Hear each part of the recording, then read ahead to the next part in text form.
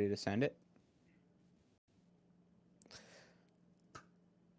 All right. Thank you very much for joining us. My name's Al. I will be joined by Pond breaking down this game for you as well. And we're going to be seeing the University of Illinois Chicago face off against Central Missouri. And on the T3 trifecta, the three maps being Cafe Dostoyevsky, Clubhouse, and Villa.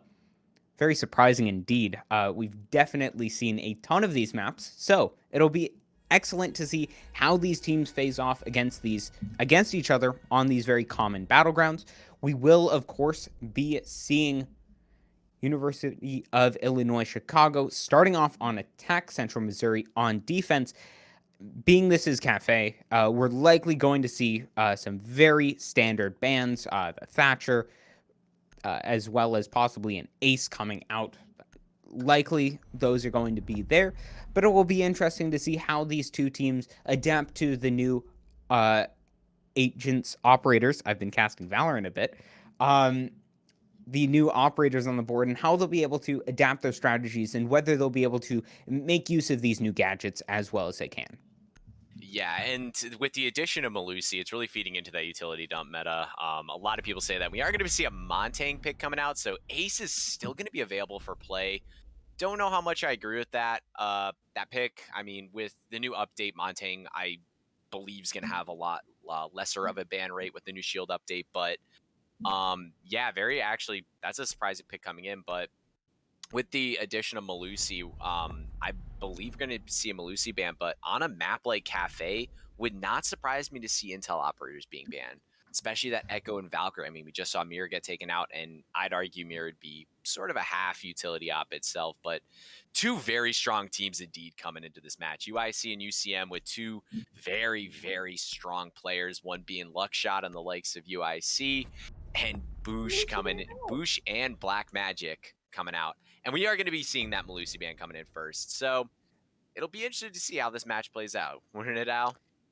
Yeah. I do have to say though, I am a bit surprised at the Malusi ban coming out. If you've watched the most recent seasons of Pro League, either the EU or the NA or any of the other regions, you have been noticing that despite how much people have been talking about this Malusi, she's not banned out that often. And in fact, she's usually left into the play phase in favor of bans like this guy on your screen down below, the Wamai, who is very, very oppressive, especially on this third floor.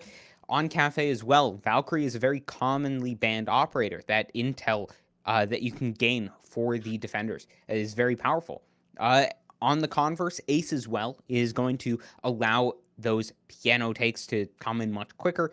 He allows you to open up a much larger area than Hibana, but you don't have to risk yourself in the same way that a Thatcher would be able to do. Hey, he's a great mix of both, and I think a bit overtuned with 3 of those Selma gadgets, so he will be getting tuned down, just 2 of those remaining in the next few seasons. I believe that change is going to come up on, I believe, the next update. It's on the test server right now. I think it's a great change. But with the bans coming out in the way that they do, I honestly have to say that this favors the defenders. The attackers pretty much get an automatic ban on Echo with him still being disabled. Yubi's code is a bit weird, but those yokais are pretty much indestructible sometimes. So I think it'll be interesting how they play around it, but I think that the utility denial that the defenders have with this Wamai still being left on the board, it's going to allow them to stall their opponents who are going to run very low, and especially with just the Nomad bringing flashbangs as well as the Ash, it's going to be very difficult to deny these Wamai magnets as well as Jaeger ADSs with just 6 pieces of utility to remove, I believe, the 11 pieces of removal that the defense have. Yeah, and it does really feed into that utility dump meta, but you are going to be seeing Luckshot. We are going to be seeing Luckshot here at the bottom of bottom red stairs. My apologies, and I don't know if Crew realizes that IQ is already in. I don't see any drones coming out to drone out that Valkyrie. We could be seeing a very early gunfight coming in, and that And the pick on Valkyrie would be huge because that's C4 from below. That's plant denial that's coming in. And we are going to be seeing Luckshot getting the first shot onto Crew. Huge pick coming in here from the likes of UIC. That's going to be one C4. My apologies. That's going to be one C4 taken out. And we're potentially going to be seeing another gunfight coming in.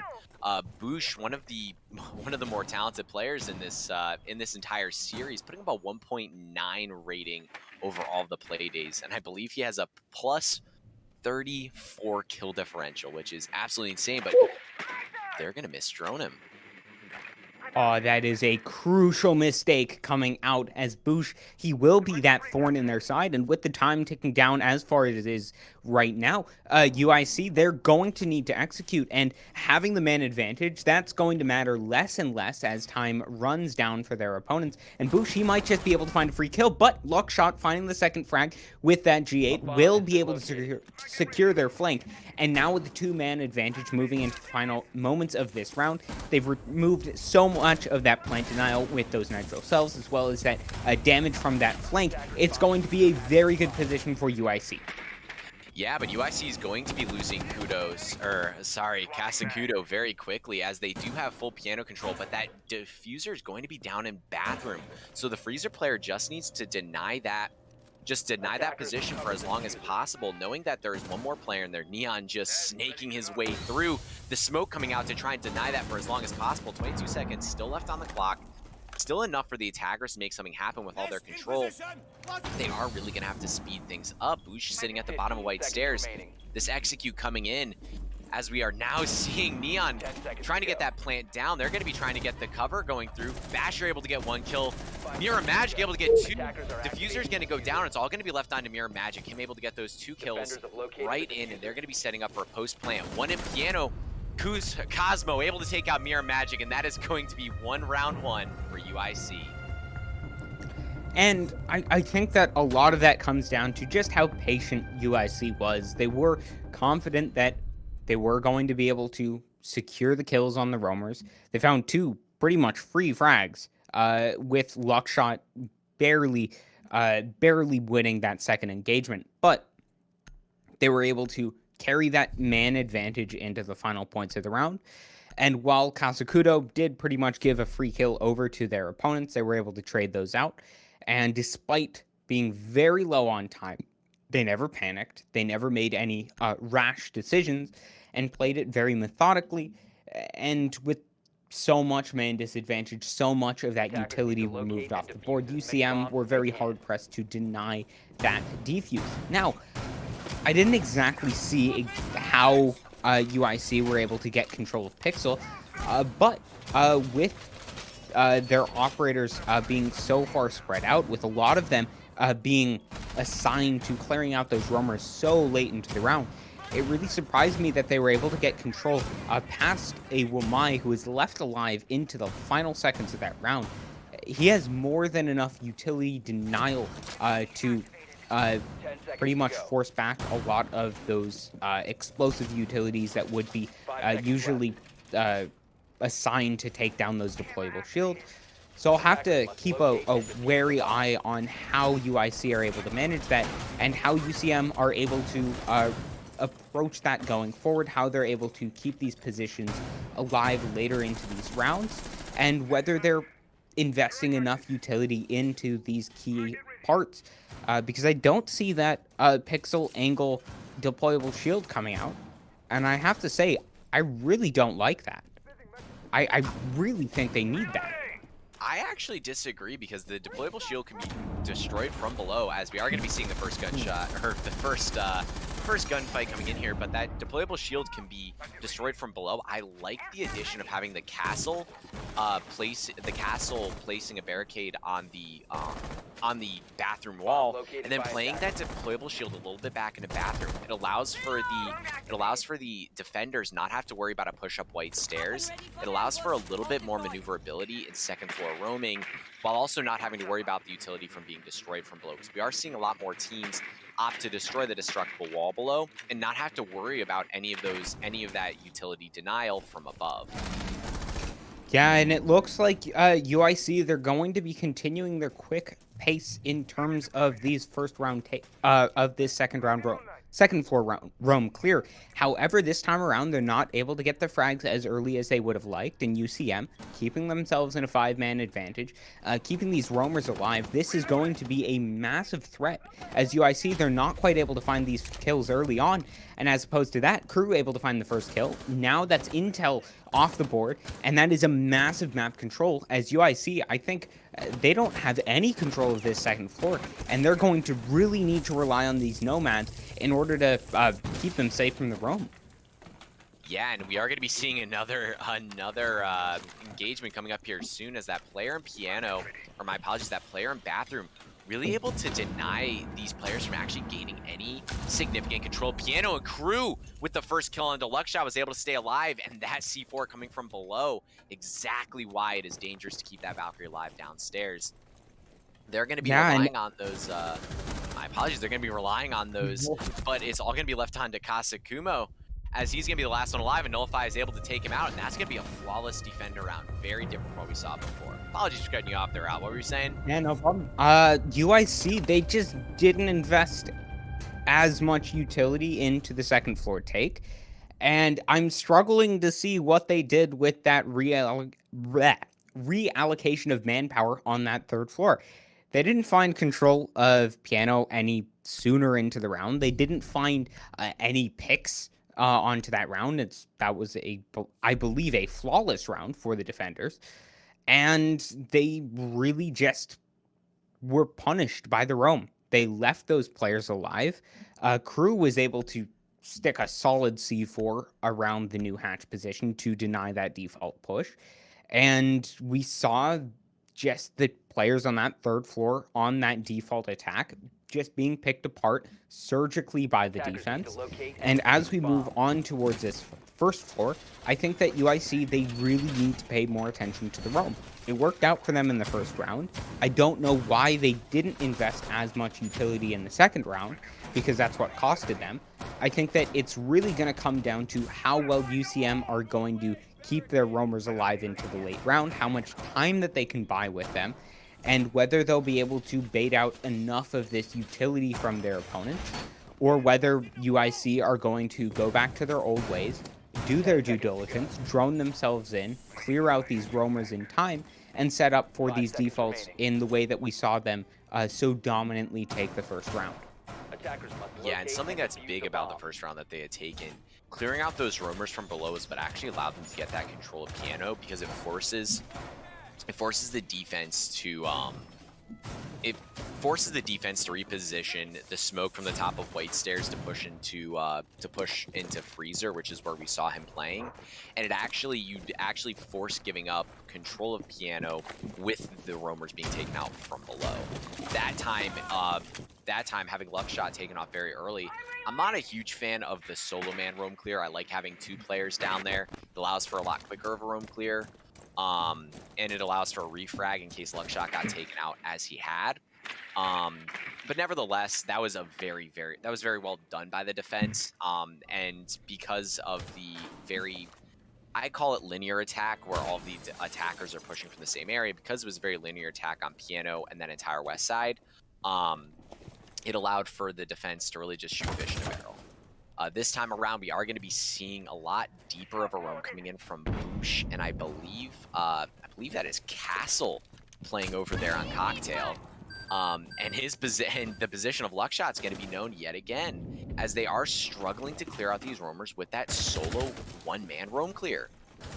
Yeah, and typically I would like to see this 2-man roam on this third floor if it's a second floor take, but it is just a first floor take, and UIC, they're wasting so much time with a really lethargic roam clear. Now, you don't even have full control of the second floor. It's 1 minute and 20 seconds remaining on the clock, and they barely have any pressure put onto their opponents on the first floor.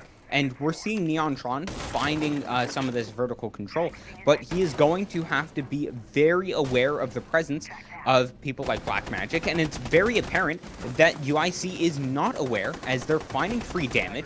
Black Magic is able to find a free kill that should have been communicated to the ace, And UCM are able to fall back onto this first floor. They have massive map control, and I do not know what UIC are thinking, but they just got absolutely stomped by the Roam, and they have nothing to show for it. Not only that, but that's your hard breach off the board. That's your only hard breacher. So now they're going to have to attempt to take this in only soft breach areas. And you already know that Black Magic called out that Ace was gone. So really, they don't even have to worry about a push from Freezer. And Just they have have to worry to about use the push. it. Oh my. Not looking This good, one's right? over. Not looking good now for UIC. 13 seconds left. They're going to have to make a push come through. Neon is able to get the kill onto Boosh. That is going to be 1, but it's going to be 4-4. No diffuser to back. Black Magic's going to get out Basher. Neon able to get another kill, but he's going to be taken out very quickly. Nullify is only going to have to hold down the left click button to stop them from pushing in that door, and that is going to be the round 1. Again, 2 in a row for the defense. How was Black Magic able to, one, be left in the second floor for that long? They knew exactly where he was on the third floor. They knew that, with Luckshot pushing around White Stairs, he was detected by that motion detector in towards bathroom. He knew that the castle didn't fall back through White Stairs, which means that he either jumped down the balcony, he's either still on the third floor, which they then cleared out through drones, or he dropped down the hatch into laundry. He did drop down the hatch into laundry, and UIC, they pretty much cleared every other possibility off the board. So they knew that that player was likely on the second floor and likely in laundry. Not only did they have that, but Black Magic shot at Basher while he was rotating in towards dining. That should have been an obvious clue as to where that player was. He then was able to fall back down White Stairs and kill Kasakudo, who wasn't even looking at it. It's obvious based on that timeline of events that UIC are just not communicating the locations of spotted enemy players well enough. They're not communicating the locations, they're not communicating the callouts, they're not communicating where they've spotted drones, where they've spotted utility being used by their opponents, and it's coming back to bite them. Now as we move on to the second floor, this is arguably the hardest site to take because you have to take the third floor and you have to take it relatively quick to allow yourself to set up for this second floor take. I think that UCM, with how strong their roams have looked, they're just going to be able to stall out UIC unless UIC change something. Unless they really step up, find this tempo advantage, and really push back the roamers sooner rather than later, they're just going to be absolutely stomped by the tempo advantage of their opponents. Yeah, but the first kill coming here from Cosmo as there's a rotate going up White Stairs. That is a huge pick. Mirror Magic has been able to do a lot for the team so far. And that is an operator that gets better. That's your Wamai. Now they're not going to have to worry about 5 Wamai discs as we are, for my apologies, probably 3 Wamai discs as we are minute into the round. But a crucial first kill coming in. Boosh able to kind of even things up, get it now Basher. But exactly that, I mean, the communication clearly is something that really does need to be worked on. As we saw, I believe it was Black Magic able to get essentially 2 free kills there. Nevertheless, the roam is going to be taken out a lot quicker this time around as they're going to be committing a lot more than just that one player in this top floor roam clear. All they have to worry about is one more player in Cocktail and one on White Stairs, and they would be able to get the execute down. But that deployable shield going to be causing a little bit of going to wreak a little bit of havoc here as it won't allow for a really good push onto the White Stairs. But we are going to be seeing Kasakudo try and push Nullify, but Nullify able to get that kill and just rotate back.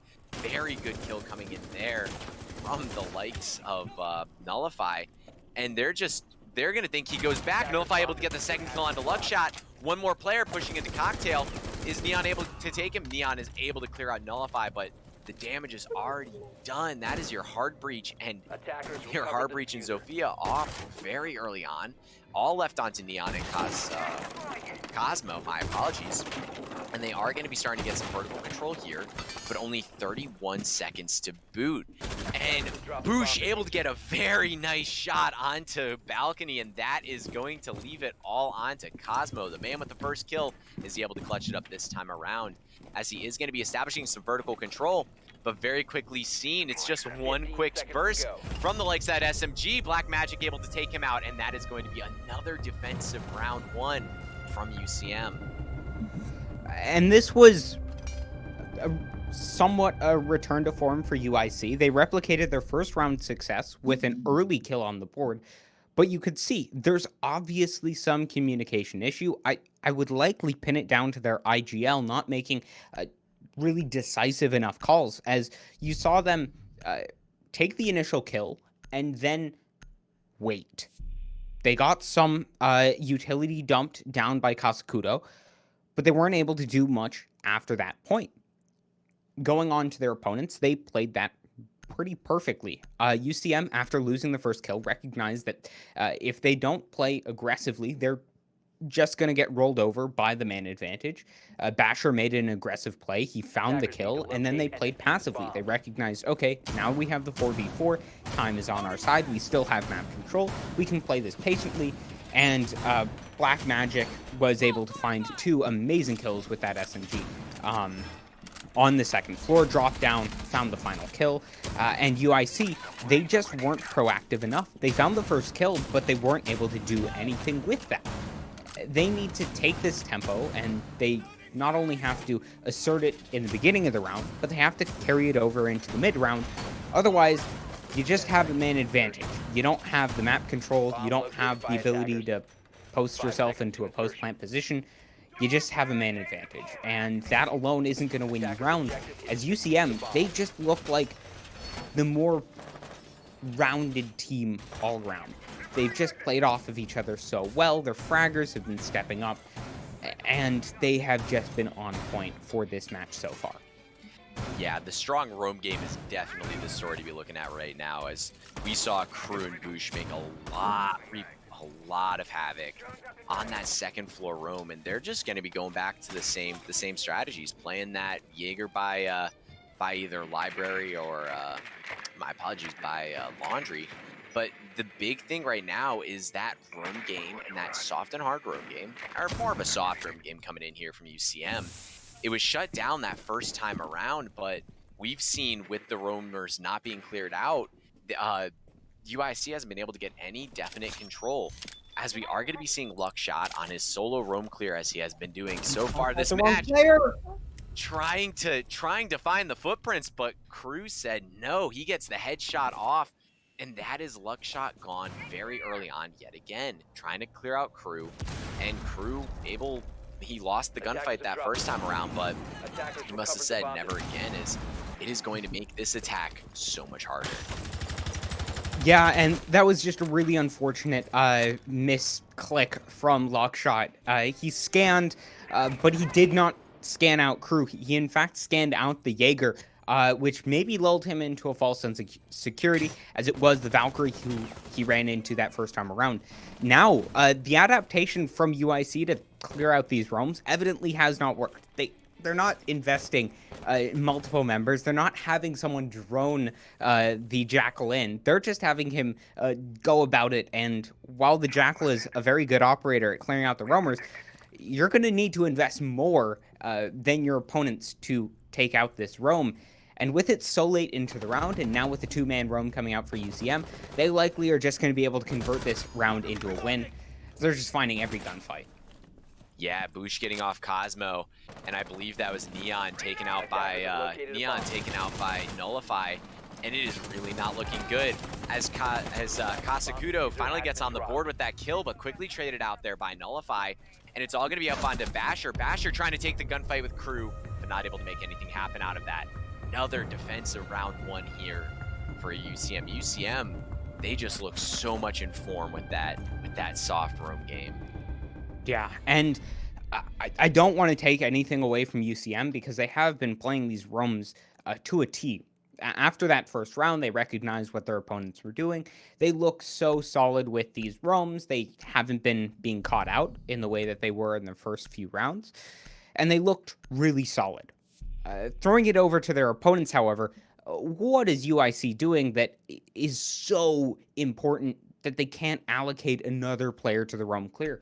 Not only allocating another player, but allocating more drones. They're not finding control of the third floor quicker. They're not exploiting the additional explosive utility or the additional drones or secondary gadgets on that third floor as well as one might have expected. So why wouldn't they transfer that additional manpower over to the roam clear? That's what's been biting them in the back. That's what has been winning UCM these rounds so far. And UIC just seem unable to do so. And I think that's going to really come down to how well they've been able to adapt. They just haven't been able to make these decisive calls when they're needed. And UCM has just been the better team at adapting. And they're more malleable. They're finding these strategies. And with a best of 3 series, I think that bodes very well for this defender side, who are on the verge of taking a 5-1 lead going into the halftime, which is just an absolutely dominant start, especially on a more attacker-sided map that typically goes 3-3. Yeah, I mean, Cafe does go kind of back and forth, but UCM has they've exploited one thing that I think is more of a thing that shows up a lot in the T3 scene is one-on-one gunfights. UIC keeps on giving them one-on-one gunfights, and they have been reaping the rewards of that. We've seen Crew's able to take a lot of these Boosh has taken less those one-on-one gunfights and more so just been able to catch the defender slipping, or the attackers, my apologies, catch the attacker slipping, and it definitely is some communications, definitely something to do with communication, definitely something to do with the way they've been playing. But not to take anything away from UCM, UCM has been playing lights out this map. They have really made the right rotations, the right calls.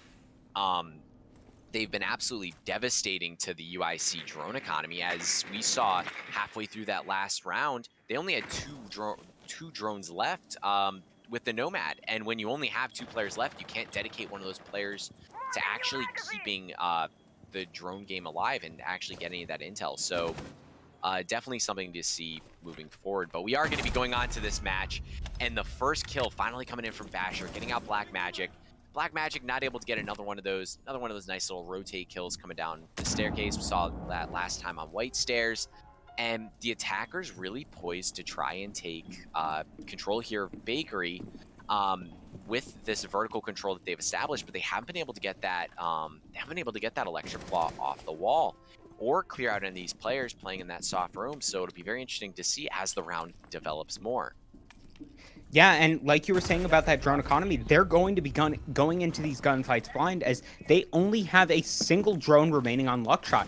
That's going to be absolutely disastrous, as only now are they able to really deny that electric claw, allow them not even able to do that just now. They're still in a 4v4. They have absolutely no information. They have absolutely no map control, aside what was given to them for free by the side of UCM. And with 30 seconds remaining on the clock, this is a very bad sign, and I expect UCM to take this round. Yeah, and we are going to be seeing Boosh get a very quick kill there on Akasa Kudo, switching over to the Ash. And another quick kill coming in from Mirror Magic onto Neon.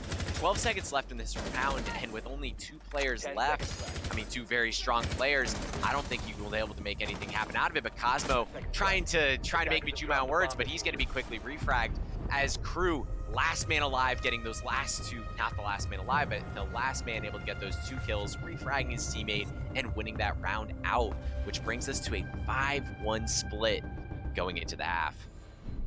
And I can't remember who actually said this, but someone defined insanity as doing the same thing over and over again and expecting a different result.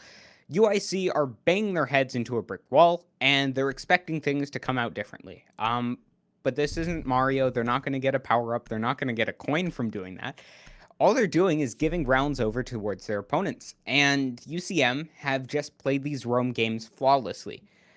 Transitioning over to the attacking side, Siege is very much a game of 2 halves. The playstyle on the attack and the playstyle on the defense are very fundamentally different, and I think that different teams are more poised for one manner rather than the other. However, with a 5-1 lead, regardless of how different their playstyles are, UCM are in a very advantageous position. And with a fairly standard strategy coming out from the side of UIC, as we can see so far, I think that UCM are going to be poised to take this match, and I think that UIC, they really need to adapt. They need to change something, because if they just do the same thing over and over again, UCM are just going to be able to figure them out. And once they figure them out, they're just going to be able to grind these rounds out in a row, uh, as they just seem like the better team at adapting and evolving to the strategies of their opponents. Yeah, teams have really been and as we switch over, we are going to be seeing them on defense.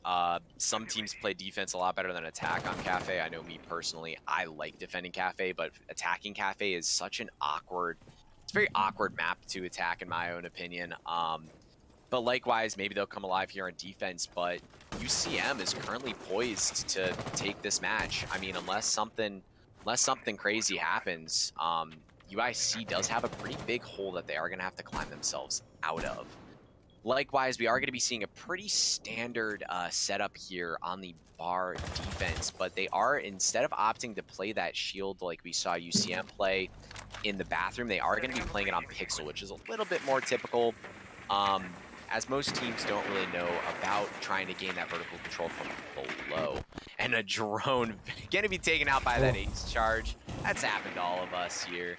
As it is a minute 10 into the game, and not much control really has come in here from UCM. Yeah, both of these teams have had to struggle immensely with their drone economy. It doesn't seem isolated to just UIC. It looks like UCM are struggling with it as well, as we can see. Just a minute and 30 seconds remaining on the clock, and the majority of the drones are gone for the attackers. They will not have that information. And we can see Neontron on this first floor, able to find an initial kill.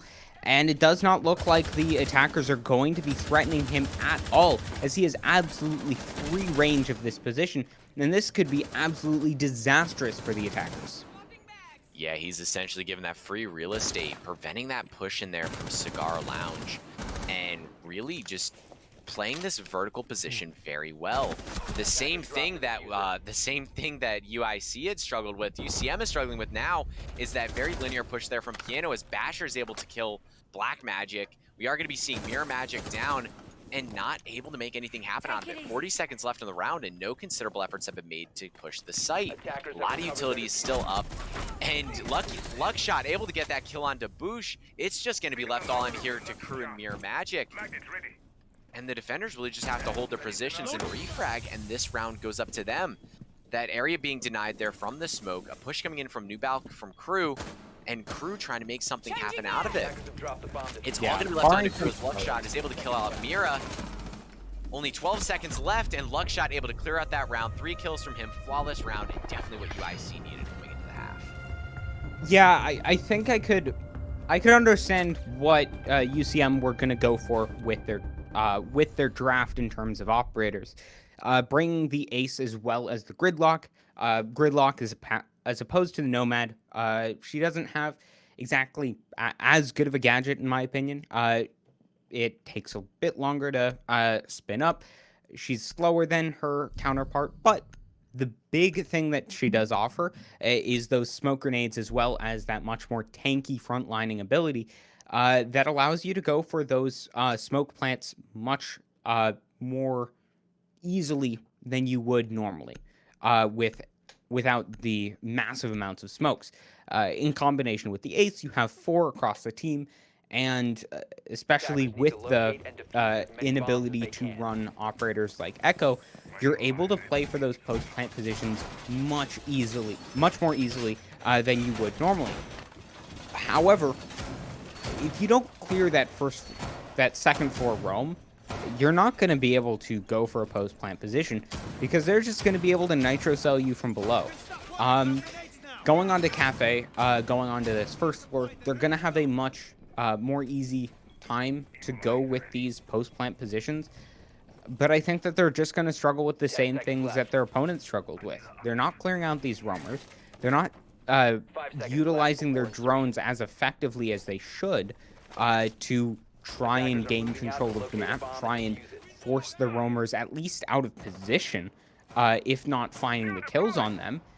And I think that they're going to struggle with this if they don't invest adequate time and utility and manpower, the same way that their opponents of UIC did when they were on the attack.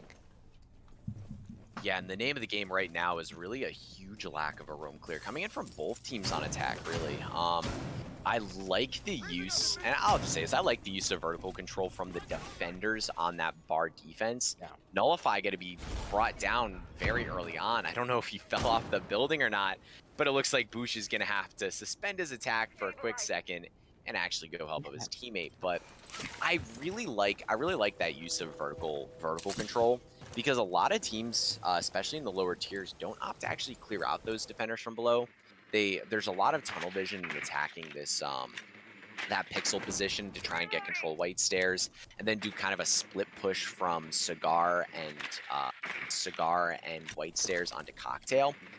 But nevertheless, these teams kind of really reaping the rewards of that so far, or so to speak, and really coming in clutch with that. But nevertheless, we are going to be going into this round, and Boosh is finally in the building, and very quickly they're clearing out the roam that hasn't really come in, but this extended hold downstairs is going to be very hard to take out if they aren't able to establish any vertical pressure earlier on than they had. Bomb located by This attackers. is going to be a very, very tough attack for the likes of UCM.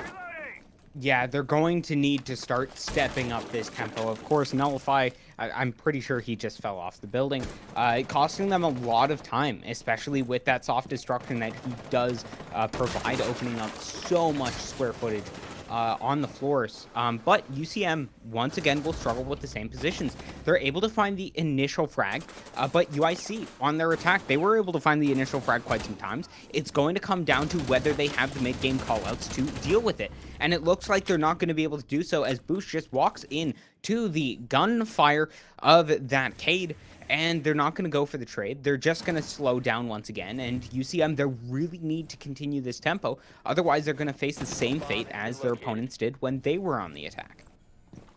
Yeah, Cruz should have gone for that trade right there. I think he was worried about that push coming in there, right there from White, but they had control of White, so very interesting to see that. But nevertheless, Luckshot's going to be able to get Crew.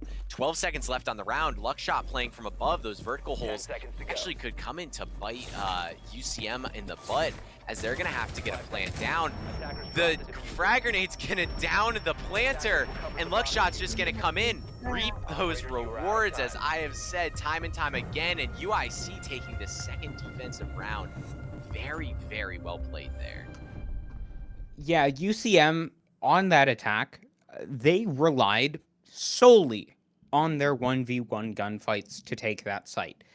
They left it too late to find meaningful damage from above, and instead of going for those smart trades, like you were alluding to with Crew following up on Black Magic, who is taken out by the Cade from Bar, they just relied on 1v1s. And while that did get them into a 3v2, like you said, there were so many holes from above that the roamers could take advantage of. And UIC did exactly what UCM did on their defense. And they just played the roams well. They killed the planter. And denied UCM the ability to go for those post-plant positions, to go for playing around the diffuser, and neither team look to be confident or competent in terms of clearing out the roamers, and that's not a good sign. Any team that is prepared to roam will be able to find flaws in their attacks, and both teams, they need to just actively drone in their initial fraggers. They need to get control, and going onto a map, going on to the second floor site, This is going to be a massive test in the mettle of the attackers. They need to take control of this third floor. They need to take control of it quickly. And they need to not allow any of the members of UIC to retake control of that third floor late into the round. Otherwise, they're just going to be able to deny the plants. They're going to be able to find free frags onto the players of UCM when they go for those plants and go for the on-site take. And it'll play out the same way as it did, and UIC might be able to find a 6-round reverse sweep pretty much on their second half. Yeah, which is something that I think that's the caster's curse. When you say that teams are poised to win a match, it can come back. But nevertheless, we still have a lot of time left in this round as Basher's going to take a lot of damage early on. And Neon's going to get taken out very quickly. Basher able to kill Boosh. And these are just kills coming in left and right. Cosmo going to be able to take out Black Magic, but Nullify able to get that headshot off on Basher. And all these kills happening on this third floor. Coming in very quickly. Nullify getting out that frag grenade, hopefully not going for his teammate this time around, as he knows there's a player playing over here by the top of White Stairs, but Kasakudo is just going to rotate back there to Cocktail and just wait for the gunfights to come to her, as Mirror Magic is able to try and get this split push. The frag grenade coming out to attempt to cut her off on the rotate, but Kasakudo able to get that kill on the Nullify and rotate over to possibly kill Mirror Magic, as they know the position, but no, Mirror Magic, or my apologies, Crew's able to get that position. I don't even know where Crew is playing. Crew actually was playing on the window right there. Yeah, Crew was initially droning in Mirror Magic, who is pushing through bar. But this is the same thing coming out once again. None of these kills are 2v1s. There's never players in position to go for the trade frags. They're always just 1v1 gunfights. And while UCM have come out on top in rounds prior, it's not a surefire way to get rounds. And now moving into these late round positions, Cosmo with 3 smokes to be able to deny the plants from going in. UCM, they need to get themselves into a position to take these rounds. They need to get themselves into a position to trade these out. Otherwise, Cosmo is just going to be able to shut them down like he has in every round prior. Yeah, we are going to be seeing a split push coming in here, as Crew is going to try and rotate around to attempt to push them from 2 different positions. But it's all Cosmo left on the site, as we are going to be seeing the smoke come out to potentially deny some intel. Crew's going to try and hold off as the plant goes down, but Cosmo able to get the pick, but Mirror Magic able to get off that defuse and get that kill really quickly. That is one more round that UCM needs to win in a very exciting fashion. And they're able to find the kill, but they're able to find the round, but that is just messy. That is not the way that you want it to go. UIC, it came down to them winning their gunfights, and they just won them this time around, but that's not a guarantee. If you looked on the third floor clear, they did not find their kills through trade frags. There were many opportunities that UCM had for there to be untraded kills, and it could have just as easily swung the pendulum into the favors of the defense. And UCM, they need to be working together as a team. They can't be just playing individual 1v1 v1 v1s. That defeats the purpose of team play. They need to be playing off of each other. If they're able to play off of each other, they pretty much guarantee themselves the win. But with how dominant UIC have looked on this defense, when UCM haven't been winning literally every single one of their gunfights, they still have a very good chance of pushing this to overtime. And it's going to be on either team to adapt to clearing out these roams better to take this game and take the series. Yeah, clearing out those roamers is really going to be the name of the game for this time, or for this match. But that time, I felt like that round was a little bit better on actually pushing together as a team. We did get to see that absolute bloodbath of gunfights go into Piano there to try and gain some third floor control, and what very, very easily could have been an advantage for UIC. I gotta give it up to UCM. They did a lovely job clearing out that third floor there and kind of bring it back, realizing that they need to kind of split up these gunfights that that plant position could have easily been taken apart by the likes of Cosmo, but Mirror Magic was able to clutch that on the last seconds. Yeah,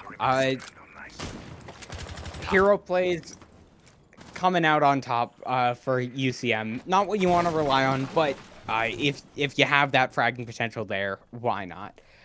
We will see Neontron going for this roam once again. It did pay dividends for them in the first round, but UCM, they look like they have evolved to deal with it. Boosh coming out on the roam, being droned in by Nullify, able to get a crossfire on that mute, force him out of position, and find that kill in clinical fashion, means that not only do they have that C4 off the board to deny the plant, but they have control of those roams. They have information as to the whereabouts of the remaining players, and they're able to play this linear play without fear of the roams that have costed them so many rounds in the past. Luckshot, what was that fault, buddy? He's able to make his way back, but UCM, they're in prime position. They need to keep up this tempo. They need to further their pace. Otherwise, this man advantage is just going to waste away as this round ticks later and later on. Yeah, I really, really liked that decision to rush Boosh in for the first floor there, knowing that there would be only one roamer down there, and that intel coming in, and he was caught slipping as he tried to get that drone.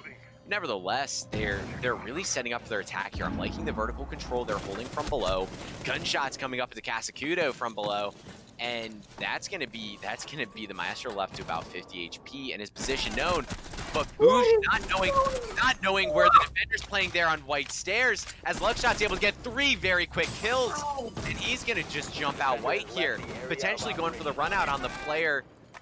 On White Stairs, but not able to win out that gunfight as Black Magic gets it, but 3 quick kills coming in there from Luckshot, taking what was a 4v5 man advantage down. Reloading. Now for the man advantage coming up from the defense, as Mirror Magic is trying to push in there, but Kasakudo says no, pushing down the left click button, and Basher catching the rotate of Black Magic. That is going to be the biggest flip of circumstances here for UIC.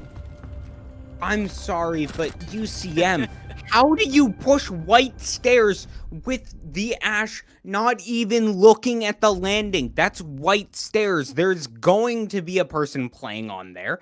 And even if you don't drone that out, even if you do drone that out, there's a very likely position that someone is going to fall back from Whitehall down to White Stairs. You didn't clear that out at all. It costed you the round. What are they thinking? That is a massive lapse in judgment, and they were looking so good. They got the roam clear in. They look like they've turned a corner, but they just need to string these positions together. They need to get the roam clear into a clean mid game, into a clean late game. They can't just trade off a clean late game for a clean early game. They need to piece these together. Otherwise, UIC, they're just going to keep punishing them for these mistakes. And Luckshot, 12-5. He has been punishing them for any misstep. The highest fragging player in the lobby by a wide margin. That's an absolutely standout performance from him. Lovely little 3K there.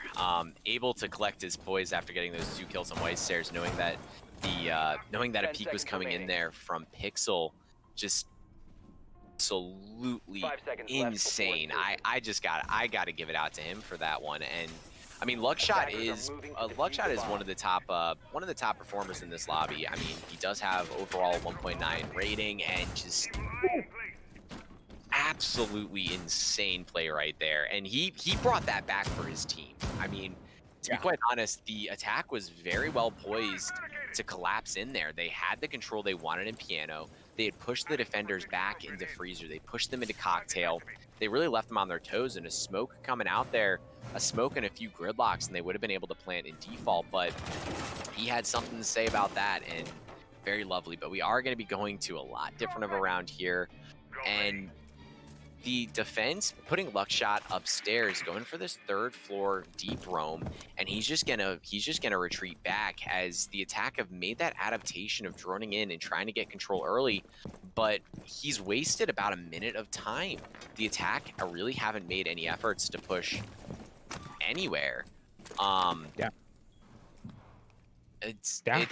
it's a minute left in the round, and UCM have kind of stalled out. UIC's has really brought this back with what we could say has been a lackluster first half. They've really brought it back in the second half. But nevertheless, there's still a minute 20 in the round. Anything can happen, as we are going to be seeing the attackers pushing in the building. Yeah, it looks like UCM have just stalled. They got control of the 3rd floor, and they haven't done anything. They need to take control of this 2nd floor, and typically I would say that your time frame is getting control of this 2nd floor with a minute and 30 seconds remaining on the clock in order to open up these floors. Now, Nullify going with the Buck instead of the Sledge, an interesting pick, one that has shifted much more in the favor of Sledge in the recent months with the less pick rate due to the lack of frag nades. But one of the things that Buck does have as an advantage is he's able to open these floors a bit quicker, which allows them to play around with less time and able to open up these floors in a quicker tempo. But still being said, they need to exploit the time that they have. They now have a 5v5, but they don't have control of the 1st floor. They need to make these make this vertical control work out for them. Otherwise, UIC are once again able to exploit the lack of time that their opponents have and force UCM into 1v1 gunfights and not allow them to trade these frags out. But UCM, they've been on top for a reason. They've been hitting their shots, and UIC, they're going to need to click heads. Yeah, with 15 seconds left in the round, 2 big kills coming in. Make that 3 as Nullify gets out of Luckshot. Luckshot not able to come up big here. But nevertheless, Neon is going to be holding this this position in coat. He's not able to hit his shots. Kasakudo able to deny Mirror Magic pushing in. Only 1 player left, but they lose out on time. What was that? You had effectively, with the Cade not being able to factor into that round really at all, aside from holding that ace at bay, that was a Maestro in a 1v4, and he was able to stay alive. Oh, that is just the symptom appearing of Central Missouri not doing anything with their time. They're stalling out in the mid game, and while they did step that tempo up, they did find their 1v1 gunfights. They just weren't able to push it over the line, and they're just not following through well enough. They've been hitting their shots. They've been, while they haven't necessarily been in positions to trade for each other, they've been just winning their gunfights, but they need to be doing this earlier. They need to be stepping up into position with a minute and 30 seconds remaining on the clock instead of 45 seconds. They need to be making the execute with 45 seconds or 30 seconds remaining on the clock instead of just 10. And that'll allow them to get the diffuser down better. They'll be able to exploit the fact that they have a man advantage better. And while they have been able to hit their shots, UIC on this defense has been playing around the clock much better. And this is, at the end of the day, a 65 with that final defender being time. And while they have been able to deal with their actual defenders, UCM just have been fighting the clock and they've been losing. They need to find this tempo. They need to step things up. Otherwise, UIC are going to bring this over to overtime. And it's going to be able to come down to just who can win their defense rounds more convincingly and who can evolve to deal with this absolutely terrible attacking form that we've seen from both teams. Yeah, attacking really has not been the name of this game, of this match of Cafe, but nevertheless, I mean, I got to give it up to that. I got to give it up to that last round. Kasakudo hasn't really made a huge impact in this game, but that round alone, saving it out for his team the last seconds. I mean, even though his stats might not back it up, playing that support intel role did exactly what he needed to. Held off that attack very early on or very late in the round and was able to deny that plant going down. Nevertheless, we are going to be seeing a split site right now defense, and a minute in the round, and UCM haven't been able to make anything happen of it. Time management really has been something we have seen as very lackluster from both teams so far, which has made these attacks on Cafe very hard. And Basher killing Boosh very early on, two very strong players, but Boosh being taken out very early is going to be very hard. Basher able to get a second one on Tamira, but Crew able to get out Basher. That is a 2-for-1 trade, which isn't going to bode well here for UCM in the last half of this round. Little miss shot there from Black Magic on that mute jammer, but nevertheless, minute 23 left in the round, and still not a whole lot coming in from the attack. Yeah, while the defenders, they don't have many of that bulletproof gadgetry, which is a silver lining, UCM still lose a lot of that explosive utility. They lose the ability to burn out those ADSs later into the round with a lack of flashbangs, and with no hard breach available, it's going to come down to these 1v1 gunfights. And once again, UCM, they're not in positions to trade. Kasakudo is able to isolate these 1v1s, and he's just winning them. He's hitting his shots, and UCM now just left is Nullify in a 1v4 to stave off overtime. It's a 1v4, time is ticking down. UIC, barring an absolute godsend miracle, they have this in their hands. And UCM, this is a warning. They need to evolve, otherwise they're going to meet the same fate. But Nullify is finding these kills. Nullify able to get 2 quick kills in there, but Cosmo had something to say about that with that vertical hole being played right on him. He's not able to get any heroics today, and we are going to be going to overtime, ladies and gentlemen. And as defense is the name of the game, UIC is going to be starting out on defense, and what looked like a pretty shaky match for them to begin, they're poised to win this if the current trends keep on going the way that they are. All they need are 2 more rounds right now, and starting on defense. If I'm UIC, I'm feeling pretty good about myself right now. Yeah, and especially with this second map being Clubhouse, with such a roam extension heavy play as pioneered by SSG in the previous year, this is looking very good for UIC. They've played these roams very well, as have their opponents, but they have the ability to take this round if everything goes as we've expected it to. Both halves have been 5-1, with the emphasis being on the defense. Both teams need to step up on the attack. They need to find tempo in terms of their roam clear, and they need to find their impact into these rounds earlier rather than later. We saw UCM, they got some roam clears, especially in that kitchen round, that worked well. They cleared out the roamers, they forced them out of position without losing any members, but they did it too slow. And while UIC did lose literally every gunfight that was presented to them in that round, it did not matter, as UCM did not have the time remaining on the clock to do anything with it. Now, UCM, in terms of 1v1 gunfights, other than Luckshot, they've been coming out on top. They need to just take these earlier on and save themselves the absolute heartbreak of losing these rounds in the final 20 seconds. And they need to step up and find these roam clears earlier rather than later. And while we do see Bush droning himself in, that's the entry fragger. He shouldn't be droning himself in. It should be someone else droning him in. And UIC are holding on to this roam. They're burning over a minute remaining on the clock. Bush isn't able to find the early kill, and it's happening all over again. Yeah, Bush is going to need to clear out Neon here, as there is a soft wall there that he possibly could push through, but the hard wall is going to be saving Neon for the time being, as the clock is ticking down. My apologies. And Neon just rotating all the way down to first floor to potentially get a flank coming up, but it looks like Bush is expecting that.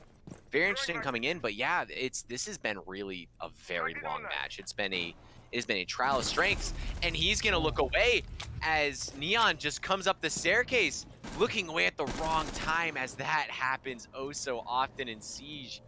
Bush not looking at white stairs, not seeing that flank come in, and Neon able to kill Bush, and that is still second floor control for the defense.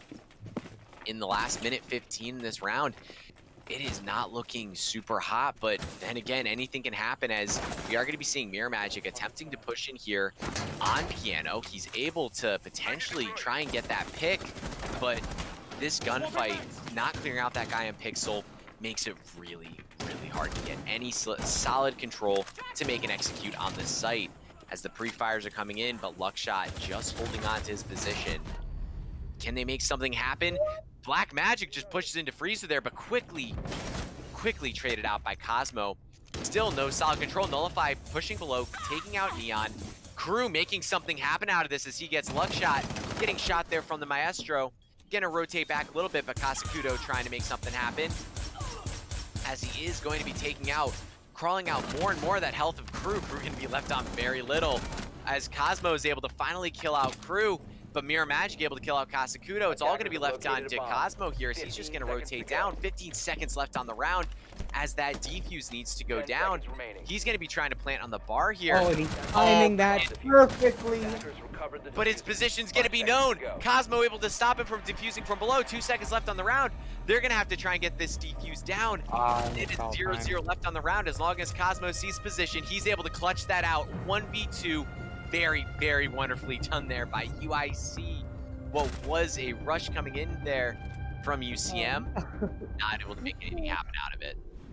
Oh, and unfortunately, it looks like we might have a rehost coming out for a sound bug, but that will only give us a bit more time to talk about the big issue that, in my opinion, UCM were facing.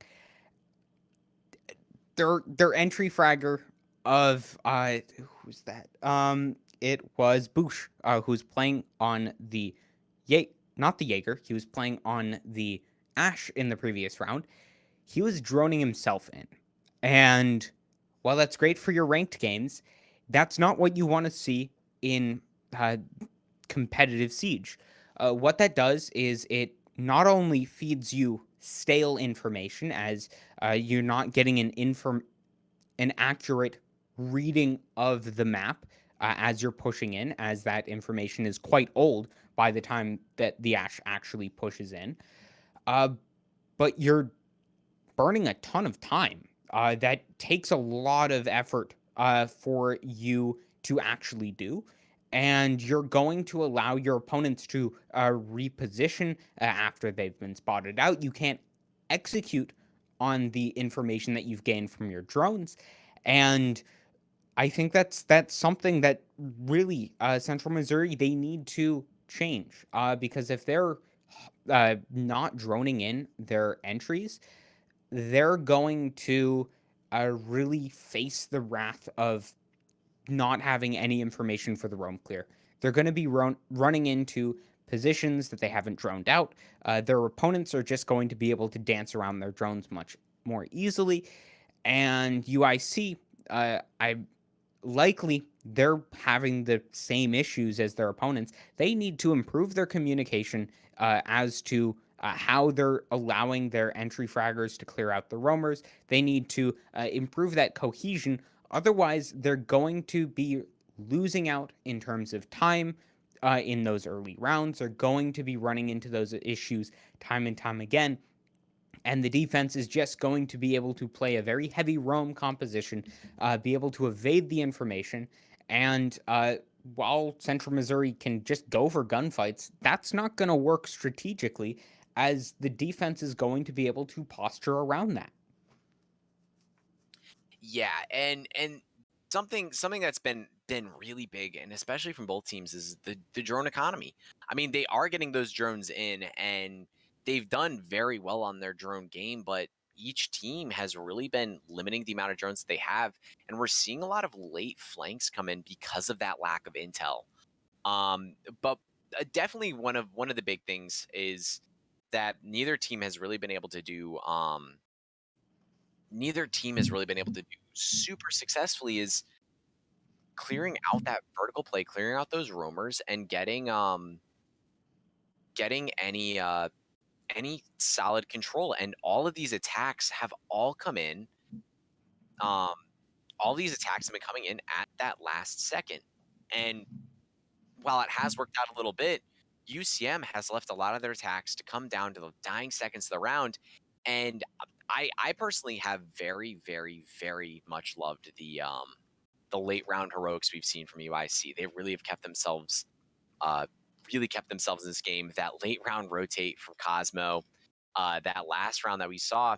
I mean, the attackers, they gained the control they wanted. They really should have been poised to take that round, but with him rotating below after killing the planter on top of the bar, it's been something that's been honestly kind of incredible to see. Yeah, both teams have stepped up. Both teams have been showing the same issues, and I think that uh, it really is just going to come down to how they can evolve. They're two excellent rosters. We've seen just the absolutely astounding raw skill that a lot of these players have provided. UCM across the board, they're mechanically skilled players. They've been eating their Wheaties. They've been playing their aim labs and Kovacs. They've been hitting the terrorist hunt, and it shows. They're mechanically skilled. It's just that final puzzle piece that they need to piece things together, and the same goes with UIC. They seem to be a bit more of a strategic team than their opponents, and on the defense, it shows.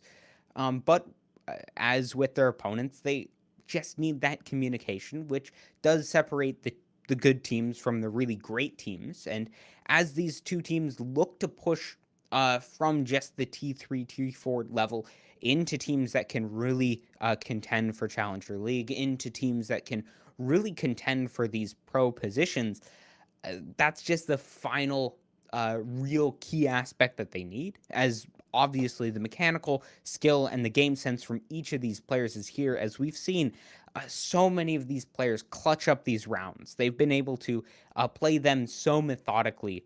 As we saw in that final round of overtime that we saw, the SMG 11 play from below, having that awareness to stall out and not find that kill early rather than later, letting the time tick down, killing him at the final remaining moment, forcing the Buck to go for the plant when he wouldn't be able to turn and try and find the kill, and pretty much ensuring the round is absolutely incredible. These players know what they're doing, and it's just they're so close to finding it. They're so close to really pushing themselves over the line. And I think that this best of three is really testing them.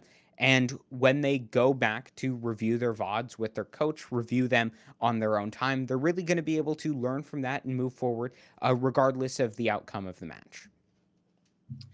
Yeah, I mean, you hit the nail on the head there, and the trigger discipline that they had there, and this has been this match. I mean, Clubhouse and Villa could play out very similar. This is definitely a gut check match for these two teams because both teams are very, very, very they're being dragged out. I mean, these are long matches. We're going into overtime.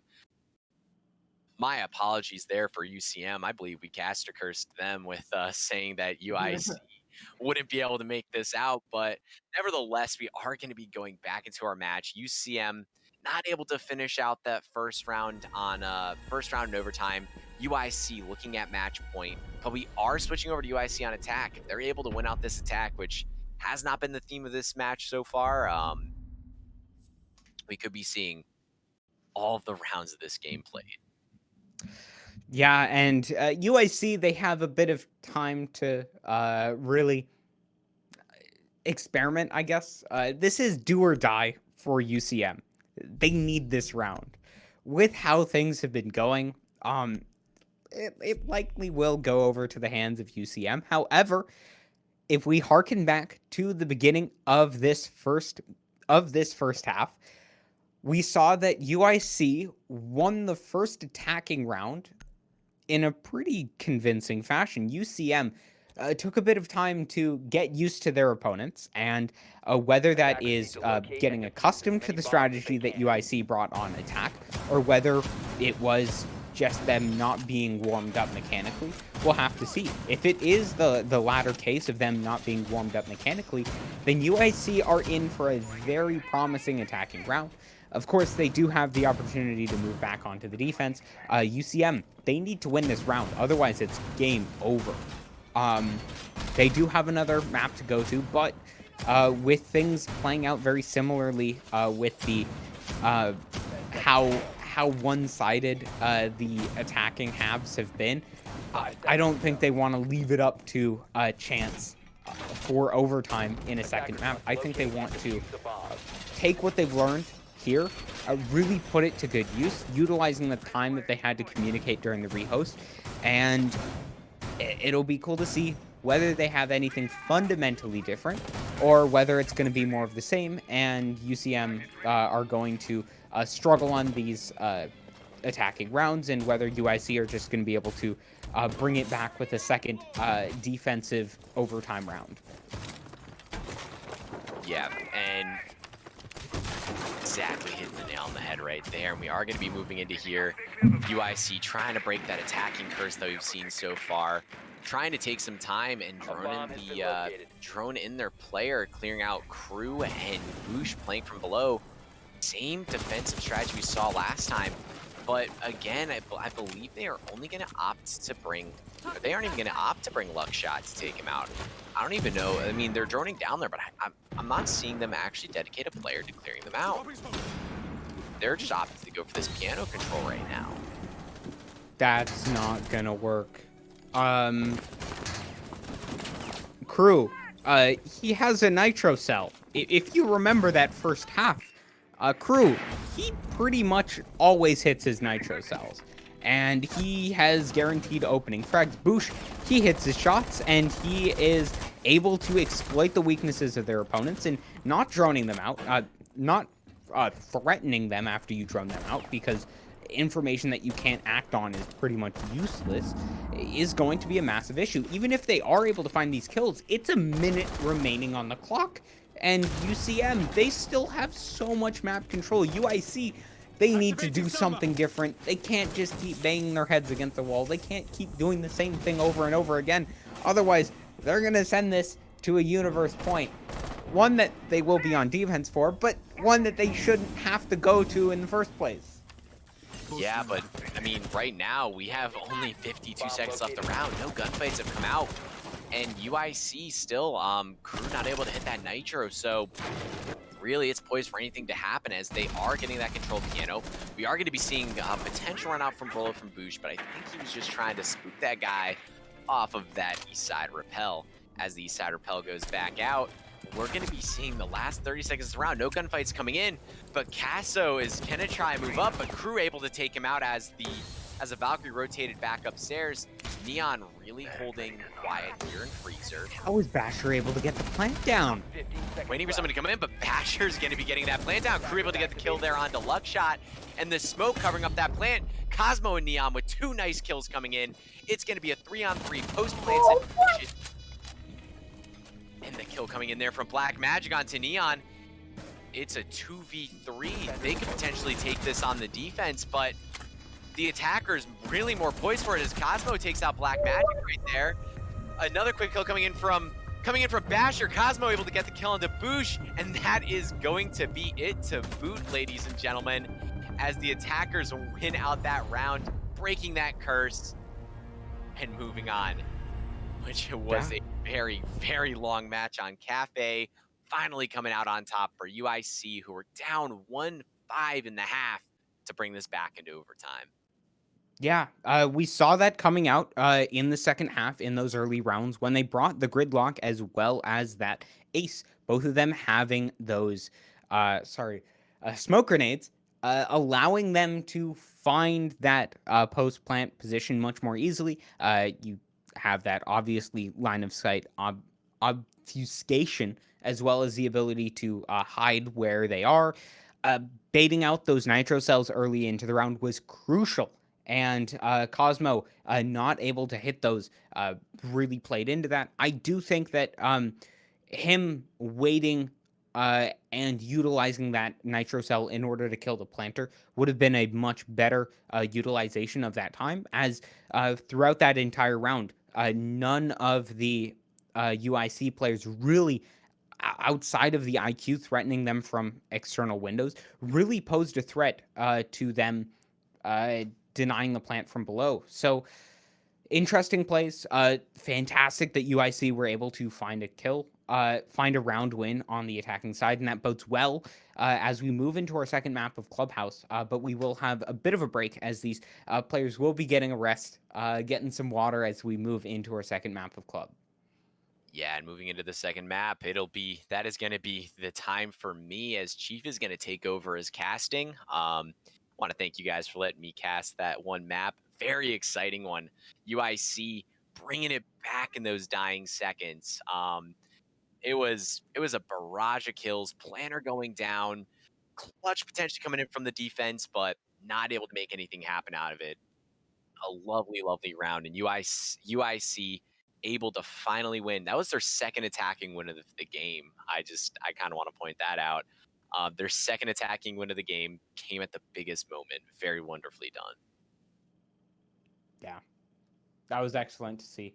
But we'll have to see how these teams adapt, how they're able to negotiate this second map of Club. As I'll be excited to see how do they deal with the roams. As Cafe it is a very good roaming map, but Clubhouse it is massive, and roams arguably have a much greater impact on this route on this map, and it's going to be a much greater challenge for the attacking side to deal with.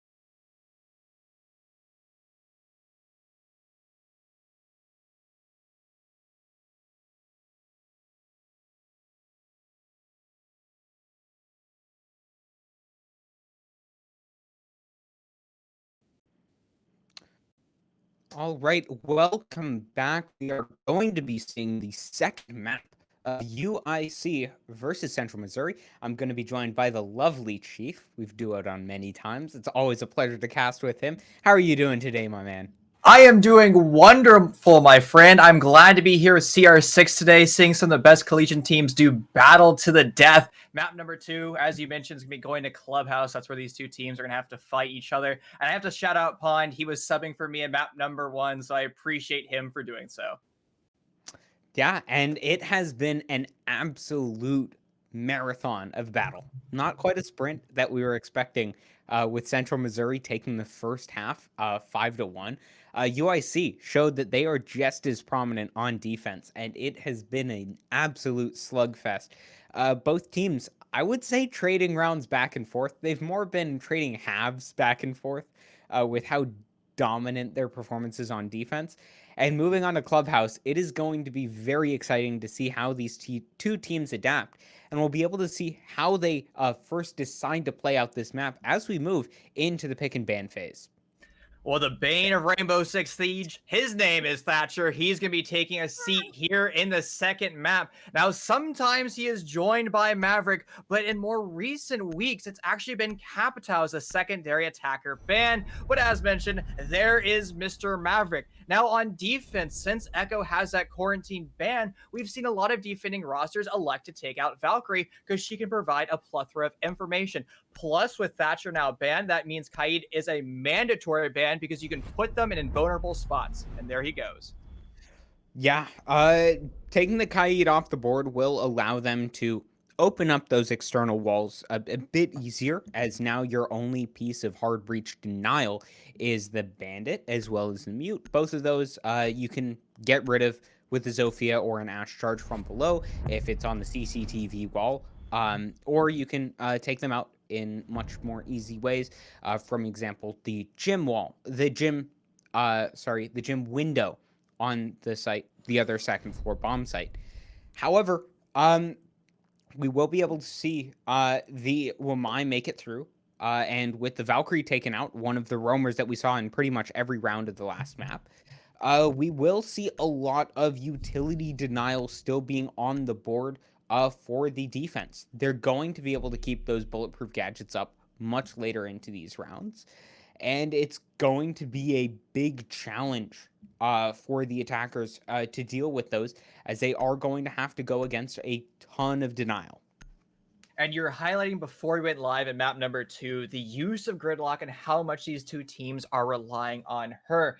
Now, Gridlock is a phenomenal operator, but she requires you to capitalize on the information, and that the information is the defenders either shooting those track stingers or blowing them up in some regards.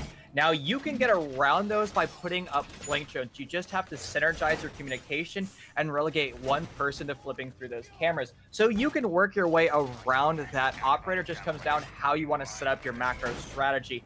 But we're going to be doing battle here on CCTV, and we only have one hard breacher in play. That is going to be Ace, which is going to force you to rotate him on over after opening up that east wall all the way over to the west to set up your 180-degree crossfire. 5 seconds remaining. Yeah, and with the Cali that we've seen very commonly on this map, I think that it is going to be a very quick take for the side of UCM. They're going to be able to open those external walls with a very quick tempo, and it's really going to come down to once they have those external walls opened up, which they will be able to do, how can they capitalize on them with control of the map? Are they going to be able to force these roams out of position? Is it going to just be a replay of the last map? And are UIC just going to run all over them with some absolutely insane plays from Neon and Luck?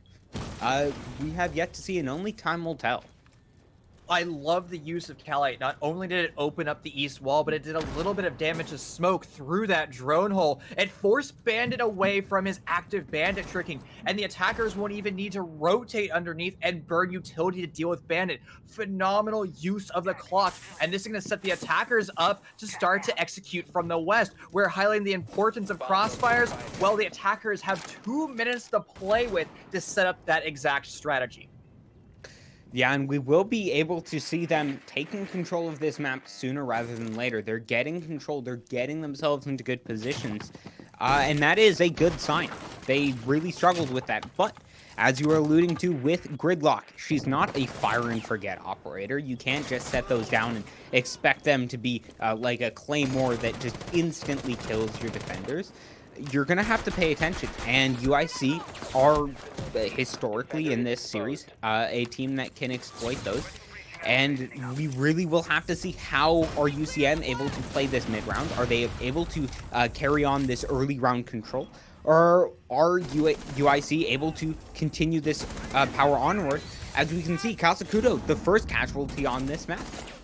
60 seconds left in this round. A breaching charge is going to claim out one of your best defending operators. That's going to be the auto removed. 82 bullets, no longer a factor. And we keep talking about crossfires. Well, that means the attackers are going to be just slightly better when it goes for the Neville. Will execute. Music going to be taking a ton of damage, partly through the floor, partly through a long angle. He's not going to be felled. There was a huge rotation coming out by the defenders. They're going to swing this round back in their flavor with just a +1 advantage. But either one of these teams could still be successful. There's still plenty of time on the clock when you only need 5 seconds to execute. But the problem is the defenders have isolated the bomb. It is on the other side of the map, and it's going to force the attackers to rotate on over and reclaim their egg if they want to be successful. But they're going to elect to go for raw gunfire. They're going to start to vault through windows. The strategy is not going to work out well for them at all, as there's so little time. The bomb's going to be forced on the ground, but there's plenty of cover by Cali. But the rotation with SMG-11 is going to shut down round number 1.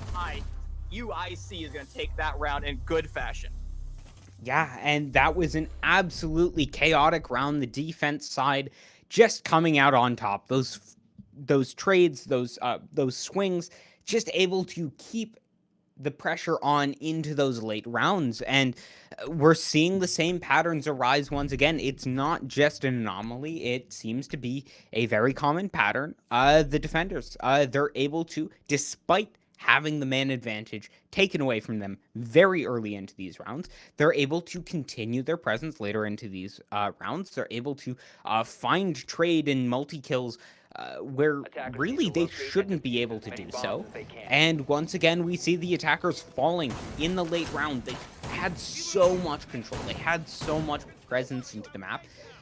And it was just swung back in their favor. We'll have to see how they're able to adapt to that in these later rounds. Or are UIC just going to be able to swing these rounds back in favor time and time again? So just looking through God perspective, there isn't enough drones set up through the map for flank watch.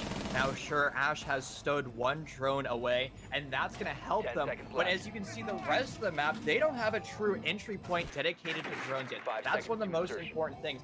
A lot of teams tend to drive their drones back into spawn or leave them far too far away from the actual entry point. The reason you put it up right where you want to go, because you don't want to waste as much time. You need boots on the ground in the first 10 to 15 seconds. The moment that you start to count beyond that, well, that's going to allow the defenders to set up and manipulate the round in any way they choose.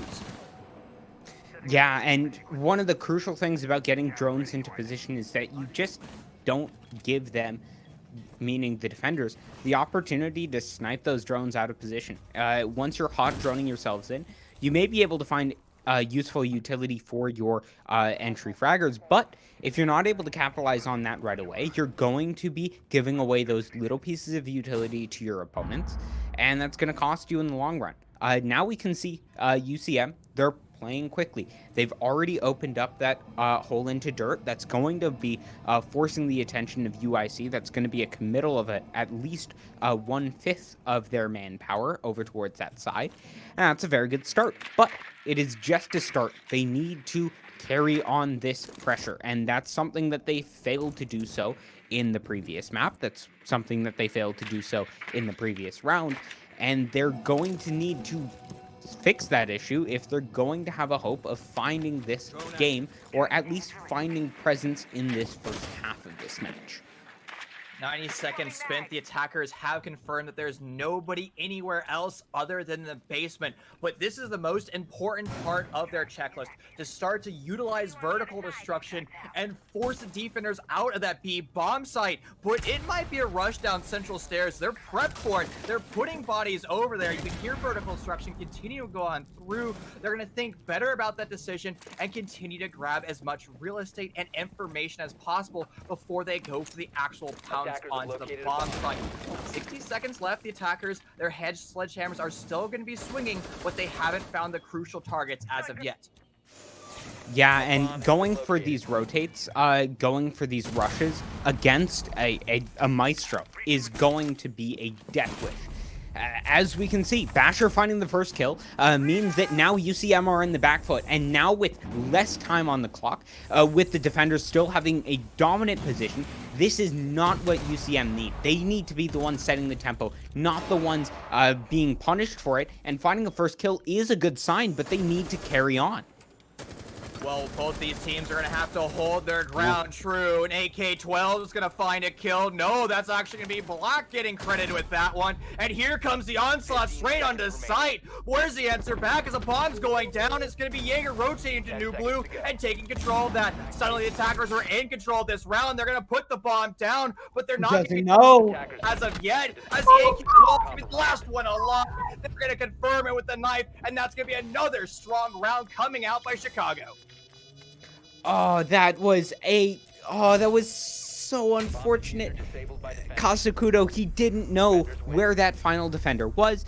He threw the impact, which did a significant portion of damage, but he had his back turned and just the shots not connecting, able to give him the opportunity to swing around, find the kill, not with the Alda 5.56, but with the Bailiff 410 shotgun. Absolutely monstrous performance from Kasakudo, but UCM, they can at least take away the fact that they made that a very close attacking round, and one that required some very strong hero play from the defenders in order to win. That is a monumental shift from the previous match, in which the defenders were pretty much outclassing the attackers in every single round, and they can keep their heads held high as they move forward into this half. They do have a very good foundation built up below them, and they'll be able to continue this momentum and keep these rounds very close as we move later into this half. So Luckshot has been able to roam around the map without the attackers dealing with him one bit. He's the one that dropped down secret stairs and then eventually into Ginny, getting those very crucial kills coupled with his teammate of Maestro. Now, we see the attackers are trying to bring out Flank Watch, but it's not working out well for them. And that's one of the problems with Gridlock pellets, especially on this map. Now on Cafe, you can actually bring her, and she's probably the best on Cafe because sound propagates differently on that map. I think it has to do with how the staircases and that big open area over by Bar. But here on this map, you really can't allow those pellets to propagate throughout the map. For whatever reason, the sound just doesn't work as well. So maybe you bring an air jab, or you set up flank drones, especially when you're losing bodies early on. Flank drones are the most important thing you can put through the map, and if you skip that step, that's a one-way ticket to actually start to lose rounds. Now it's going to be the attackers, though. It is their turn to execute on the tertiary bomb site for the defense. Now the strategy that defense is going to be utilizing, well, it's going to be burning as much hard breach gadgetry as possible. Yeah, we've seen the defenders just being able to exploit the lack of pace that the attackers have, the lack of attentiveness that they've had to the roams, and UCM will be looking to change that this time around as they move to the tertiary bomb site. Now, we do have a very different strategy posted up for us this time around. They will have that external wall that is going to be much more difficult to open up. However, they have been able to open up it with quite some time on the board. They will now have the challenge of actually exploiting that. They have control of the map. They have an inroad into this site. They just need to exploit that. And UCM, they have not been able to do that so far. They'll need to be able to deal with that. As we can see, Luckshot trying to find impacts, and he will not be able to do so as Bruce finding the first kill, but they'll need to do more than that. They have not been able to capitalize on the man advantage in these previous rounds, and UIC have been able to punish them on these roams, but without the roamer on the board, they may be able to convert these rounds. Both these teams are overextending their welcome just a little bit as a player is be dropping down Logi Hatch and dropping straight into a 6-foot grave. Now, how will each one of these teams overcome the man deficit that they've earned throughout the course of this round? 8 members of the lobby left up and standing, but it's going to be Ash walking into sight. She's going to get it down. Actually, I believe that was her teammate that did so. But nevertheless, it's going to be the defenders just a little bit worse for wear as more of them continue to fall on through. Just 2 of them left and a 2v4. It's going to be very difficult for them to battle this back. Their positions aren't known as of yet other than Smoke. He's going to be almost impossible from swinging out of these positions, but he's going to make it work as he's going to find one and confirm his down. But where's the utility dump and where's the bomb? Yeah, this is a very difficult position, but Boof finding the kill onto Cosmo, will find the triple kill on the round, and now with just Neon, he has 100 points of health, but the MP7 is not the miracle weapon, and Boosh able to find the final kill means that UCM are able to find a first round on the board. They have been able to find 1 round on each attacking half so far. However, they'll need to do more than that. They looked very good. They played themselves well. They didn't make any fundamental mistakes, and I think that, in fact, it was UIC who was overstepping in that round. Luckshot going for a very aggressive run out, and one that costed them the man advantage, and very likely costed them the round, as they did not have that roam presence that has won them so many of these rounds in the past. UCM, they look like a reformed team. They look like they've taken the break between these matches and really learned from their mistakes, and they look like a team that is very well prepared to send us to a third map, a Villa. And as you were mentioning, UCM, most of their attacks are phenomenal. It's coming down to the last 50 or so seconds where they're starting to rush the process. One of the most important things to realize when you're in IGL, you really only need about 5 seconds to go for that execute if you know exactly how you want to take this bomb site, where you want to plant, and the covering fire you're going to utilize. When you don't do that though, those last 20 seconds is just a pillbox. It's very difficult to make that inevitable execute going through. So you always have to have contingency plans, because you can have the best laid strategy. It's never going to go the way you exactly want to. And the last time we were here in round number 1, we saw exactly that. The attackers were getting open picks. They're getting open damage, but they just started to rush the process a little bit. Attackers' objective is to locate a bomb and defuse it. Yeah, and we'll just look to see how they're able to manage their time. Time, the 6th defender, has arguably been the greatest opponent that any of these teams have had to deal with. And being able to find these early positions will be a crucial aspect. UIC getting a bit over-aggressive. I don't think that's a mistake that they'll make twice. They're a good team. They know how to deal with these positions. They know how to adapt to them. And I think that Luckshot, recognizing that that was a far too over-aggressive push to make, will be able to fall back and wait for himself to hold these positions later into the round. Now we can see UCM going for a pretty standard linear push. They're able to open up those external walls, utilizing only 2 of the ace charges. They will be able to open up 1 more position, likely later into the round, if that's not Bandit tricked out. But they once again will be running into the time factor. They will need to, 1, clear out Luckshot. Otherwise, he's going to find multiple kills. He's a very strong fragger, and he is going to be a massive thorn in your side. And 2, you're going to need to exploit the control that you have from those external positions, as well as construction. Otherwise, UIC, they're just going to run you down on time. Cosmo is able to damage you with those smokes. You're going to be able to be hit by those nitro cells, as well as the Maestro cameras. And you're going to meet the same fate as you did in the first map. They're going to need to step up, and Boosh finding an early kill onto Basher and denying one of those nitro cells is a very good start. So the problem is the attackers are doing a very linear execute all the way from the west. Now you have 1 member on the east side to set up your 180-degree crossfire, but that might not be enough because the attackers haven't done their due diligence utilizing vertical destruction and pushing people away from cash. And a frag grenade is going to find his target, as well as lucking a nice headshot, and the round's going to continue to pop off. Luck is going to fill the hole that frag grenade landed, and he actually might be a fine too. He's going to go for the swing. He's going to play it just a little bit patient. He's going to let one walk on through. That's going to be Mira Magic, and the bombs begin to go down. The defense might not hear this. Audio cue, and Boosh is on the crossfire. There goes Luck shot. He's going to go down, and the bomb is going to be put in and guaranteed 40 seconds left in this round. Now the attackers are going to become the defenders, as there's lone 2 defenders on the side of blue. Now they have some lit opponents, but it's not going to matter now, as it's just Neon. He's going to have to push on through. He's going to prep a nitro cell, but it's going to hit the wall. That's going to continue to waste more time,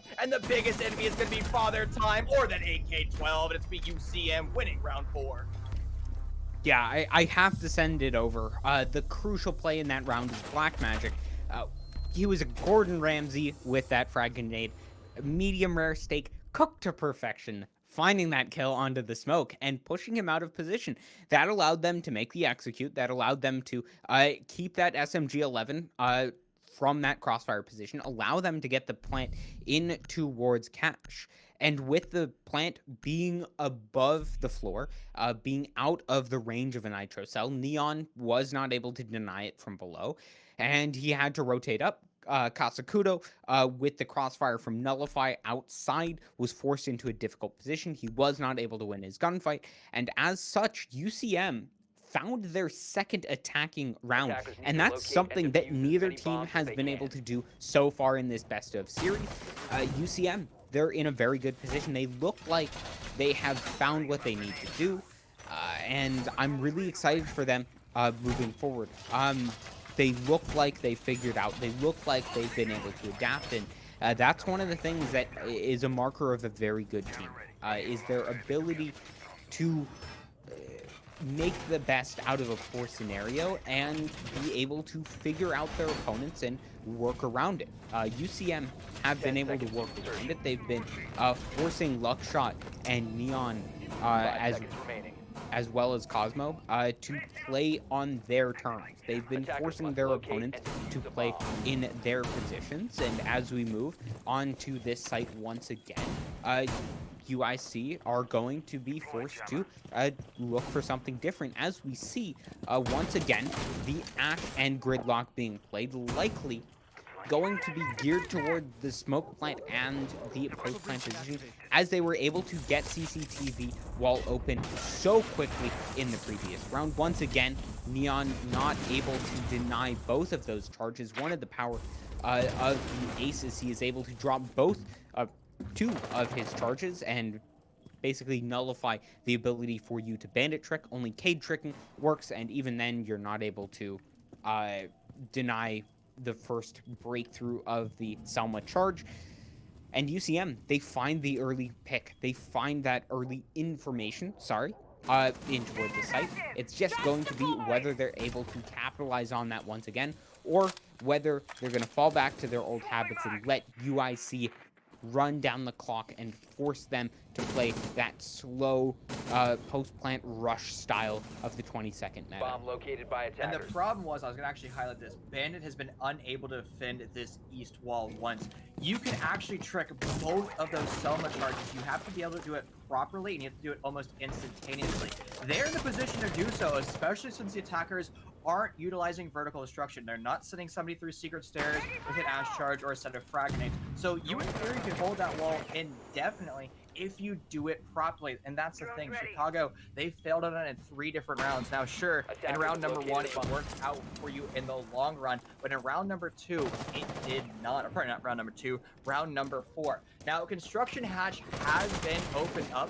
And I'd actually like to see Bandit rotate down over to bar and pre-prep a nitro to send it sky high, because you can shut down this wall and you can shut down players sitting over here, but that rotation, that identification hasn't yet happened by the defense. And here comes that utility dump. This might be a sign that the attacker are going to get aggressive, but no, this is just the calm before they storm, as they continue to break down the fortifications of these defenders.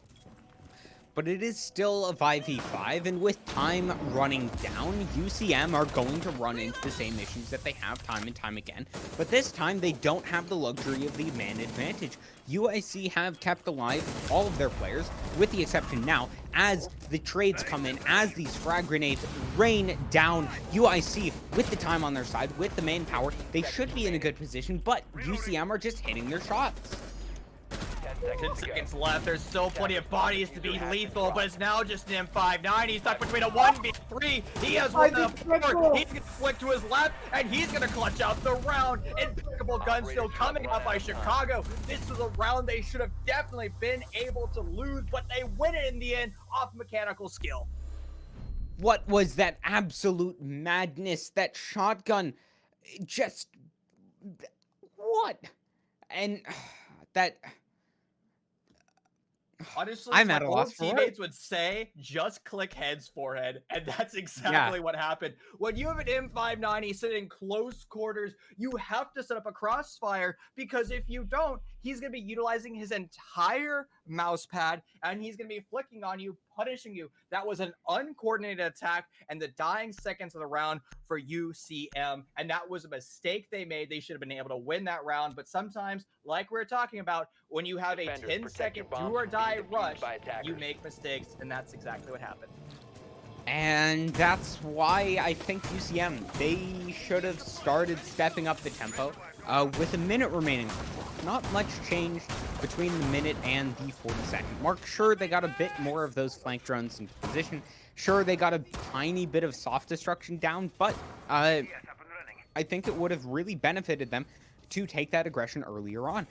In that position, they would have still likely found the same kills, the same same trades as they did in the previous round, and they would have put themselves into a 3v2 or a 4v2 with, instead of 5 seconds remaining on the clock and then forcing themselves to run into the waiting arms of Basher, they would have been able to utilize the 4 smoke grenades that they have, the 4 that they have, in order to drop smokes on towards the CCTV, go for the smoke plant that their composition heavily favors and allows them to utilize the external angles that they have.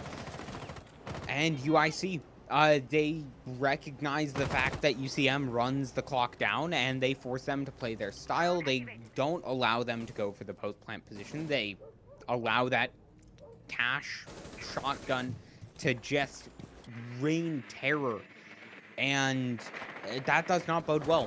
A third round on the board for UIC with Luckshot again finding damage on these roams.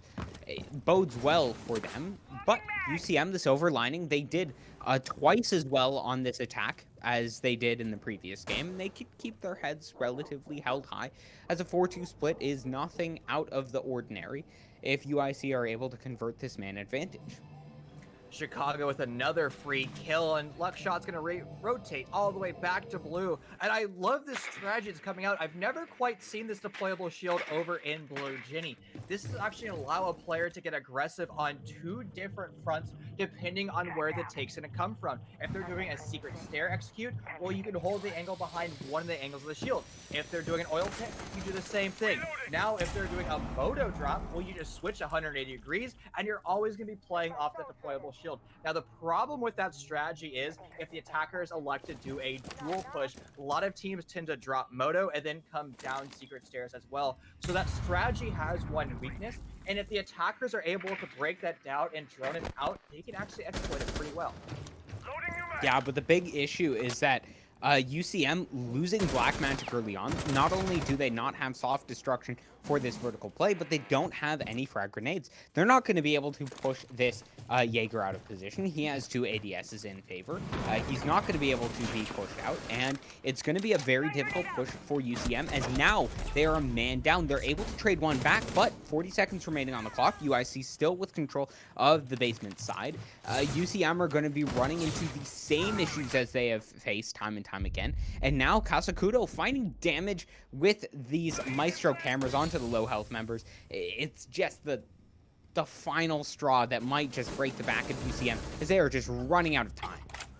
Well, they might run out of time, but they're gonna have to run into the bomb site. They're electing to not do that until they get their opening frag, and this is gonna force too many bodies of their team to drop. It's now 3-2, split with 4 seconds left. The bomb's gonna go down. The defense hasn't answered it back, and they're gonna be flooding in to try to deal with it. A grenade's gonna go out. That's gonna down the planter, and it's gonna be Chicago winning round number 6. And again, a round that looked do or die for both these teams, but by the skin of the teeth, Chicago's gonna be able to win it. Yeah, and I just really seem like UCM are just skipping steps. They were not going to be able to force Luckshot out of position, and with how it went, Luckshot was able to find a double, and that is very scary. Not only was he able to find an early kill in that round on the 3rd floor, but he's able to find more impact on the 1st floor of the basement. And UCM, they ran into the same issues. Now, they were able to find 2 rounds on the board, which was double the rounds that they found in the previous game. However, it was UIC, Chicago, who found the final round on attack on Cafe in the previous game to close that one out. And with that as a precedence, with now them moving on to their 2nd attacking half, with now a slight less advantage than they did the first time around, they look very good to take this game in their hands, take this series. As UCM, they have the mountain to climb, they have the disadvantage, they have the map point that they have to work past. They have to find not only this map, but force it to Villa. And UIC, with that lesser mental load, I think that they're going to be forced into less unforced errors. They're going to play a lot more cleanly and confidently, and I think that that can lead them forward. Or I could just be caster cursing them like I did UCM in the first match, and we could see an absolute stomp in Villa coming on the board for this 3rd match. So there's a lot of drones by the attackers relocated over to this east side, and now you can see the bodies actually starting to occupy where those drones were, which means the attackers are going to have to deal with cash very quickly and then rotate their lone hard breacher over to the west and then open up Jacuzzi Wall. They're still struggling to deal with these Ute Jammers. A frag grenade is going to go out, and that's going to break down this setup. Now, it looks like we're going to see Jaeger hold his ground for the time being. He can get aggressive and get a free kill, and Nitrocell's going to be sent out. No damage dealt whatsoever, and that's going to force Mute to fall back. But Jaeger is still holding his ground. A drone momentarily is going to confirm his location, but he might be misdroned. If the attackers push on through, they may get shut down for free. They're still constantly droning out this position, thinking that there's somebody there. Well, they're going to think a little bit too hard. Neon's head's going to be ripped from his shoulders, and it's going to finally be refragged perfectly in that window. Yeah, they're able to get the refrag, they're able to get control of that side, but that is their hard breacher gone, and that is not a good sign. They're not going to be able to open up these positions as they would have liked. However, a hard breacher on this site isn't exactly the biggest threat, and I think that they're going to be in a very good position. They do have explosive utility as well as the frag grenades to force these defenders out of position. However, once again, it will come down to time. Are they going to be able to deal with that 6th defender properly, or are they going to face the same issues that UCM faced on their attack and run this down way too late, make their execute with a day late and a dollar short, and run into the same issues that they have time and time again? Or will they be able to be proactive and find this round with time to spare? Well, they're going to have to start to push out and deal with these defenders now, because the moment they wait too long, it's going to be their undoing. Close quarters, SMG-11 just waiting for the head of somebody to walk on by. It is going to be a Cold War for the time being, and off screen you can hear the attackers starting to utilize their utility and force the defenders away. The attackers are sweating their ground, but they're going to start to light up the scoreboard, as it's going to be a sea of blue followed by a sea of orange. Now the bomb has been surrendered, but the attackers are in control of the round, and they're going to start to put the bomb down near Island. It's going to be Mira Magic rotating on through with her MP7. She's going to spot the planter and bring the round in their favor. A brilliant showing once again, and it looks like both attacking rosters are making mistakes when it comes to their execute. And I do have to agree with you once again. They are just both teams are leaving it way too late. Uh, UIC Chicago, they found control of that round earlier on. A great trade, forcing Bush out of position, allowed them to get control of construction at a reasonable tempo. But they didn't do anything with it.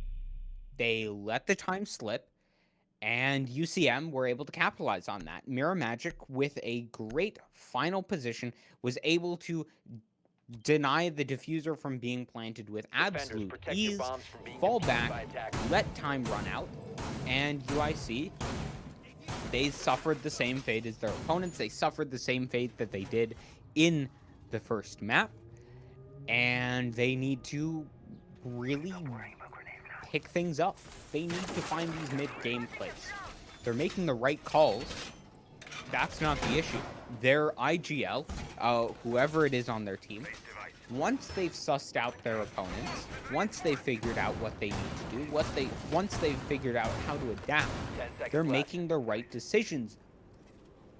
But it's not quick 5 enough. seconds They're left. not finding those executes with enough time to spare. And while Attackers' the execute objective is to itself locate a might bomb and take defuse just it. 5 seconds for it to commence, they need to do that when there's not 10 seconds remaining on the clock, because at that point they don't have the ability to turn those 2v1s in their favor. They're not given those opportunities, and UCM are exploiting them too well. They need to make these earlier, and if they're not able to do so, UCM are going to be able to force this to a game 3. I agree 100%, my friend. Now, when I was IGLing all those years ago, I would actually write out exactly the time I wanted my players and where I wanted them to be. If I had a drone in a certain spot, I would write down the time limit. I would have the right time, like write down the time on the entry point, all that stuff, so I knew exactly how long it would take and what the ideal scenario would be. And after dry running and scrimming that over and over again, it A just bomb has became been a ritual and it became routine. And when you went into live matches, you could shut down opponents. We've actually seen that before with teams like Dark Zero. When they execute upon this map, they do the exact same execute, always from the east, clearing out to the west, floor by floor. And it's become so in sync and so ingrained in their memory that they can do it almost frame by frame perfect. And if you can create that as an IGL, you're going to be unstoppable in any tier you play.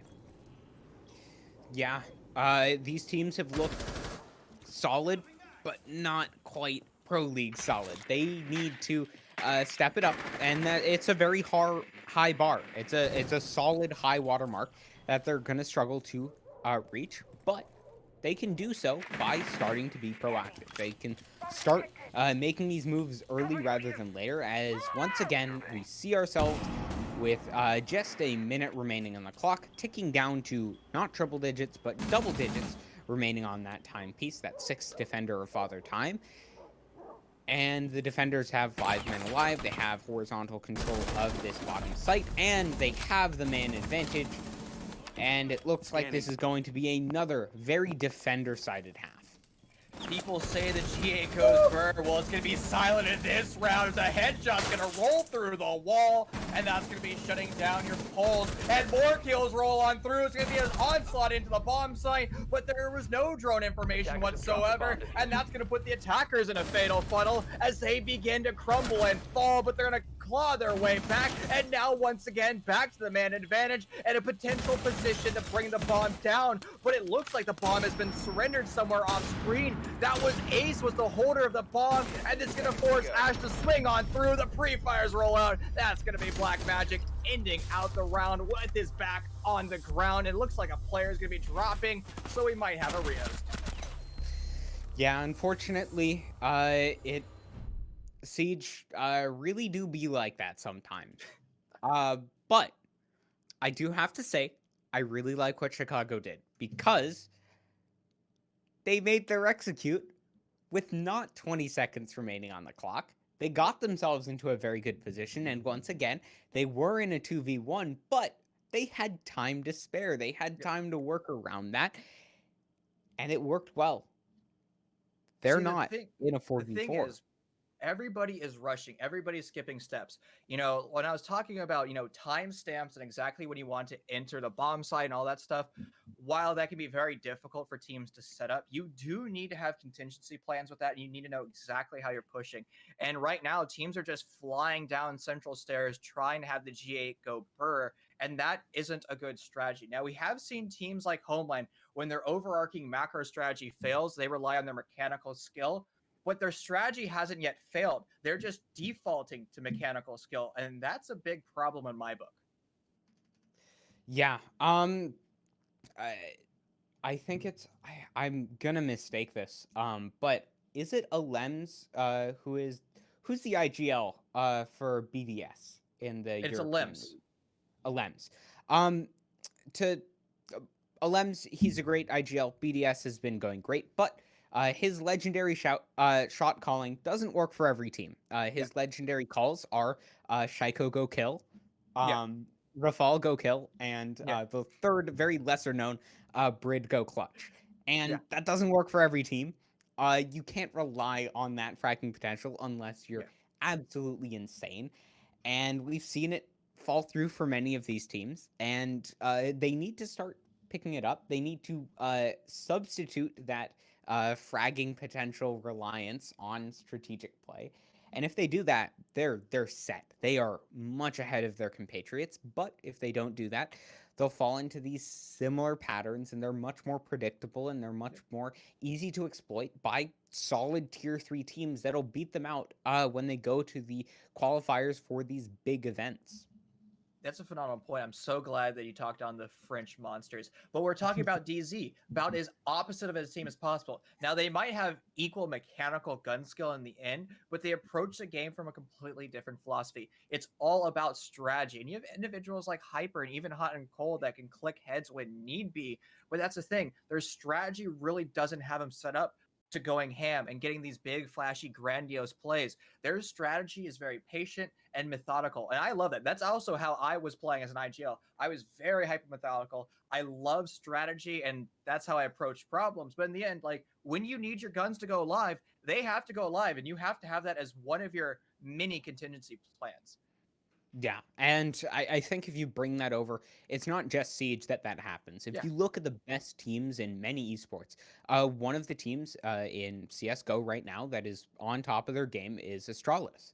Yep. They are strategically the best team. They're not exactly the most fragging heavy team. They have amazing players, devices incredible, but compared to their compatriots, compared to a team like Navi who have just superstar after superstar, they don't stack up 1v1 as well as you might think based on their results. Mhm. Because they rely on their strategy, and their strategy carries through.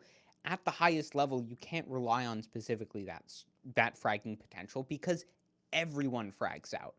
And I think that as these teams make the transition from this more puggy rank style in towards this truly competitive landscape, that they're going to find that out sooner rather than later. We've seen that come into play with a lot of teams that have tried to breach into the scene and have ultimately failed. And I think that is going to be one of the defining points for these teams once we do get back from the rehost. Unfortunately, Ubisoft is Ubisoft, and yeah.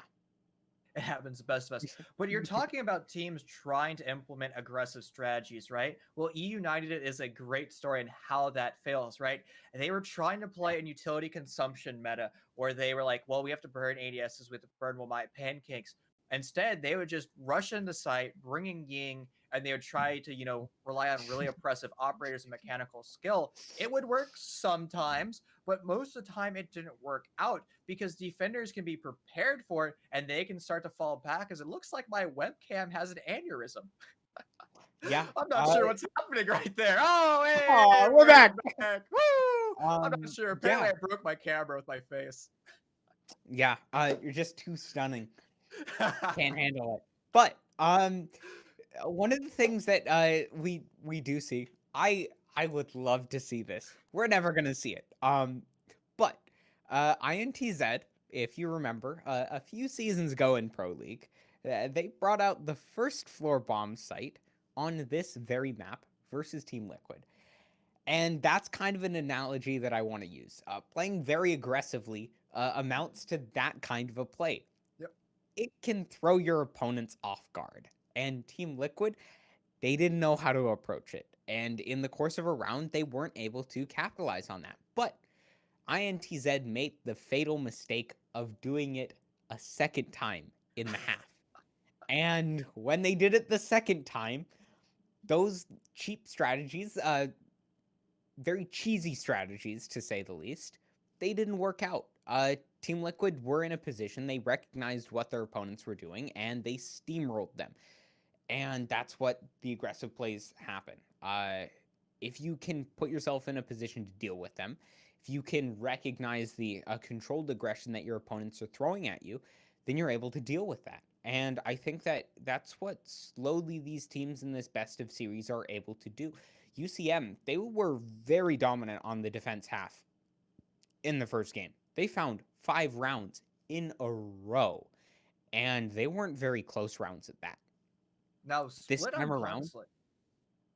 Pardon me, my friend. But uh, split on console was the exact same way. Teams would never go to it, and one team experimented with it and was like, wow, this is really viable. And now it's become a secondary or tertiary bomb site because it's extremely viable. It requires teams to take a risk, create a strategy, and learn. And honestly, a lot of people are like, oh, utility consumption of meta, it's far too oppressive, it's broken. But maybe teams haven't created a strategy to break it down. Split is a phenomenal example of that. And remember, Bard Stock, as you're talking about, was the primary bomb site at one time. Now, that was before the map buff, but teams have yeah. experimented with it. They've played it in Pro League. So it could be viable. It requires a different level of coordination from the defense, but I'm always a fan of pocket picks. And it looks like all 10 players are back in the lobby, so we're just going to have to wait on everyone to make those beautiful check marks before we can send it back into the rounds.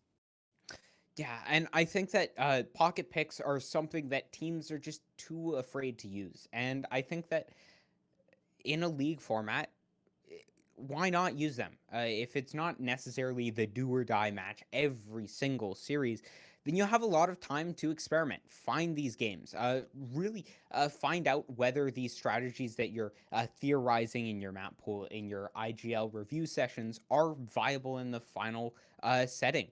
Uh, I'm sorry for bringing out so many of these CS references, but you had 2 weapons, the Krieg as well as the AUG, and they were left in a very overpowered setting for about 5 years, Yep. and nobody used them.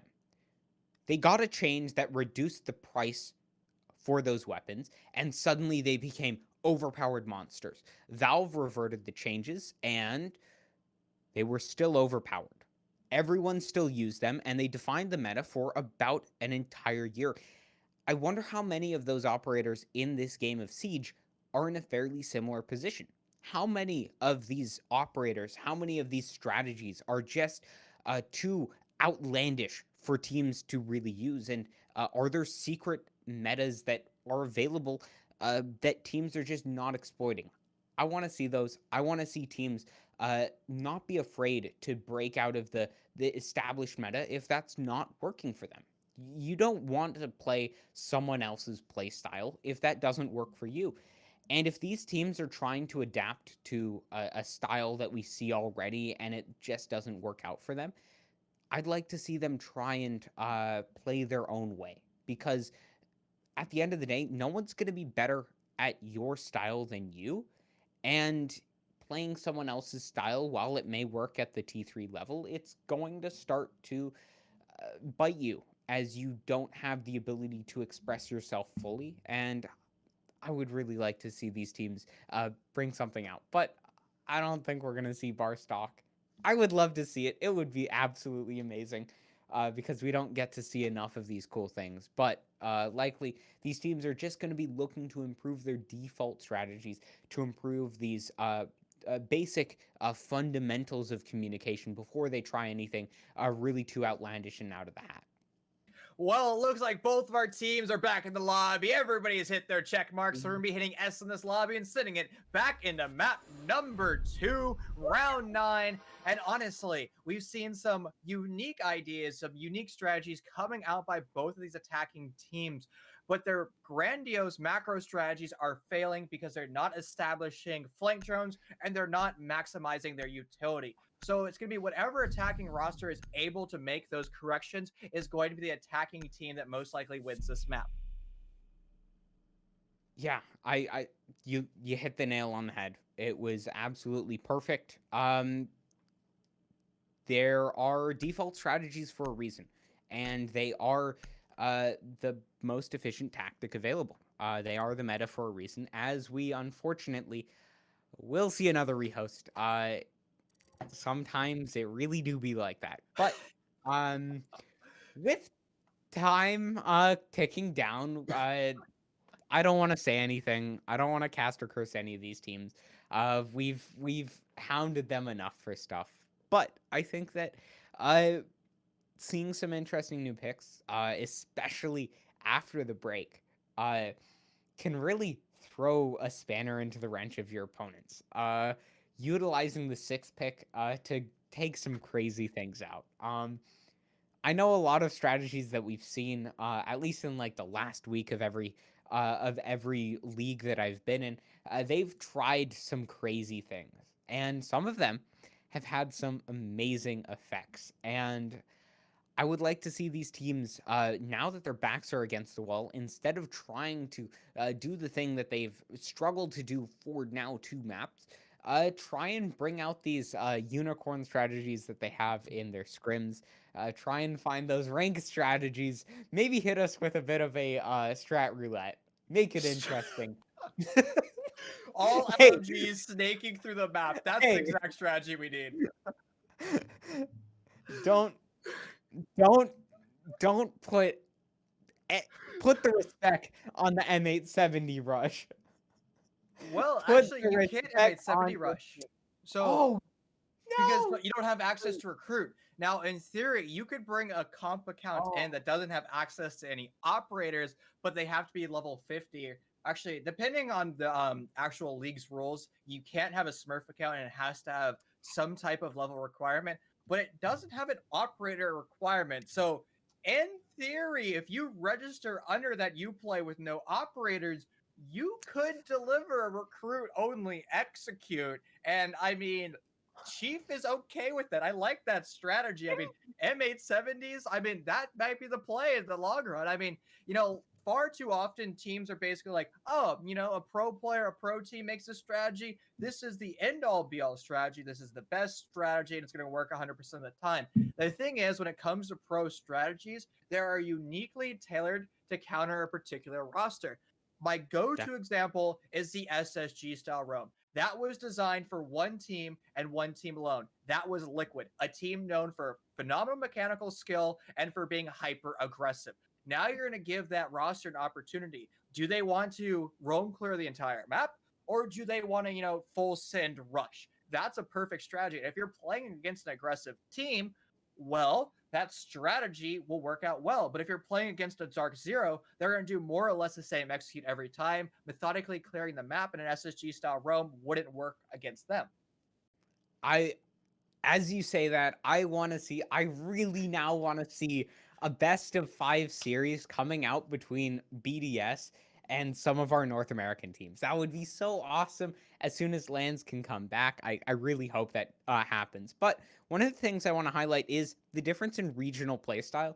And one of the things that I've seen, I watch a ton of esports, and one of them that yeah, who'da thunk the caster watches some video games. But Flatbed. uh, gotta make sure that I can get those people thinks in chat when I break down those strategies. But going into the depths of League of Legends, you don't need to know anything about the styling, about the meta. It's just about how regions have adapted. For the longest time, Western regions, specifically North America and Europe, played to mimic Korea. Korea was the most dominant region, and for the longest time, they won literally everything. Uh, the midseason invitational, worlds. At a point, you had 7 world championships, 5 of which were won by Korea, with only the first 2, which were in the infancy of the game, being won by other regions. And you had the issue of teams being able to beat out their opponents domestically by playing a Korean style, but when they played against Korean teams, the Korean teams were better at the Korean styles. And over time, you saw different regions develop their own styles. We now see the same thing coming in Siege. We see teams who are trying to emulate a Brazilian style, trying Yeah. to emulate a European style, and it wouldn't work. Now that we have a North American style that actually works, and Space Station are the reigning 6 invitational champions with more contenders like Dark Zero, like TSM, like Oxygen as well, that are really showing that North America, they don't just have one great team, they have a depth of talent.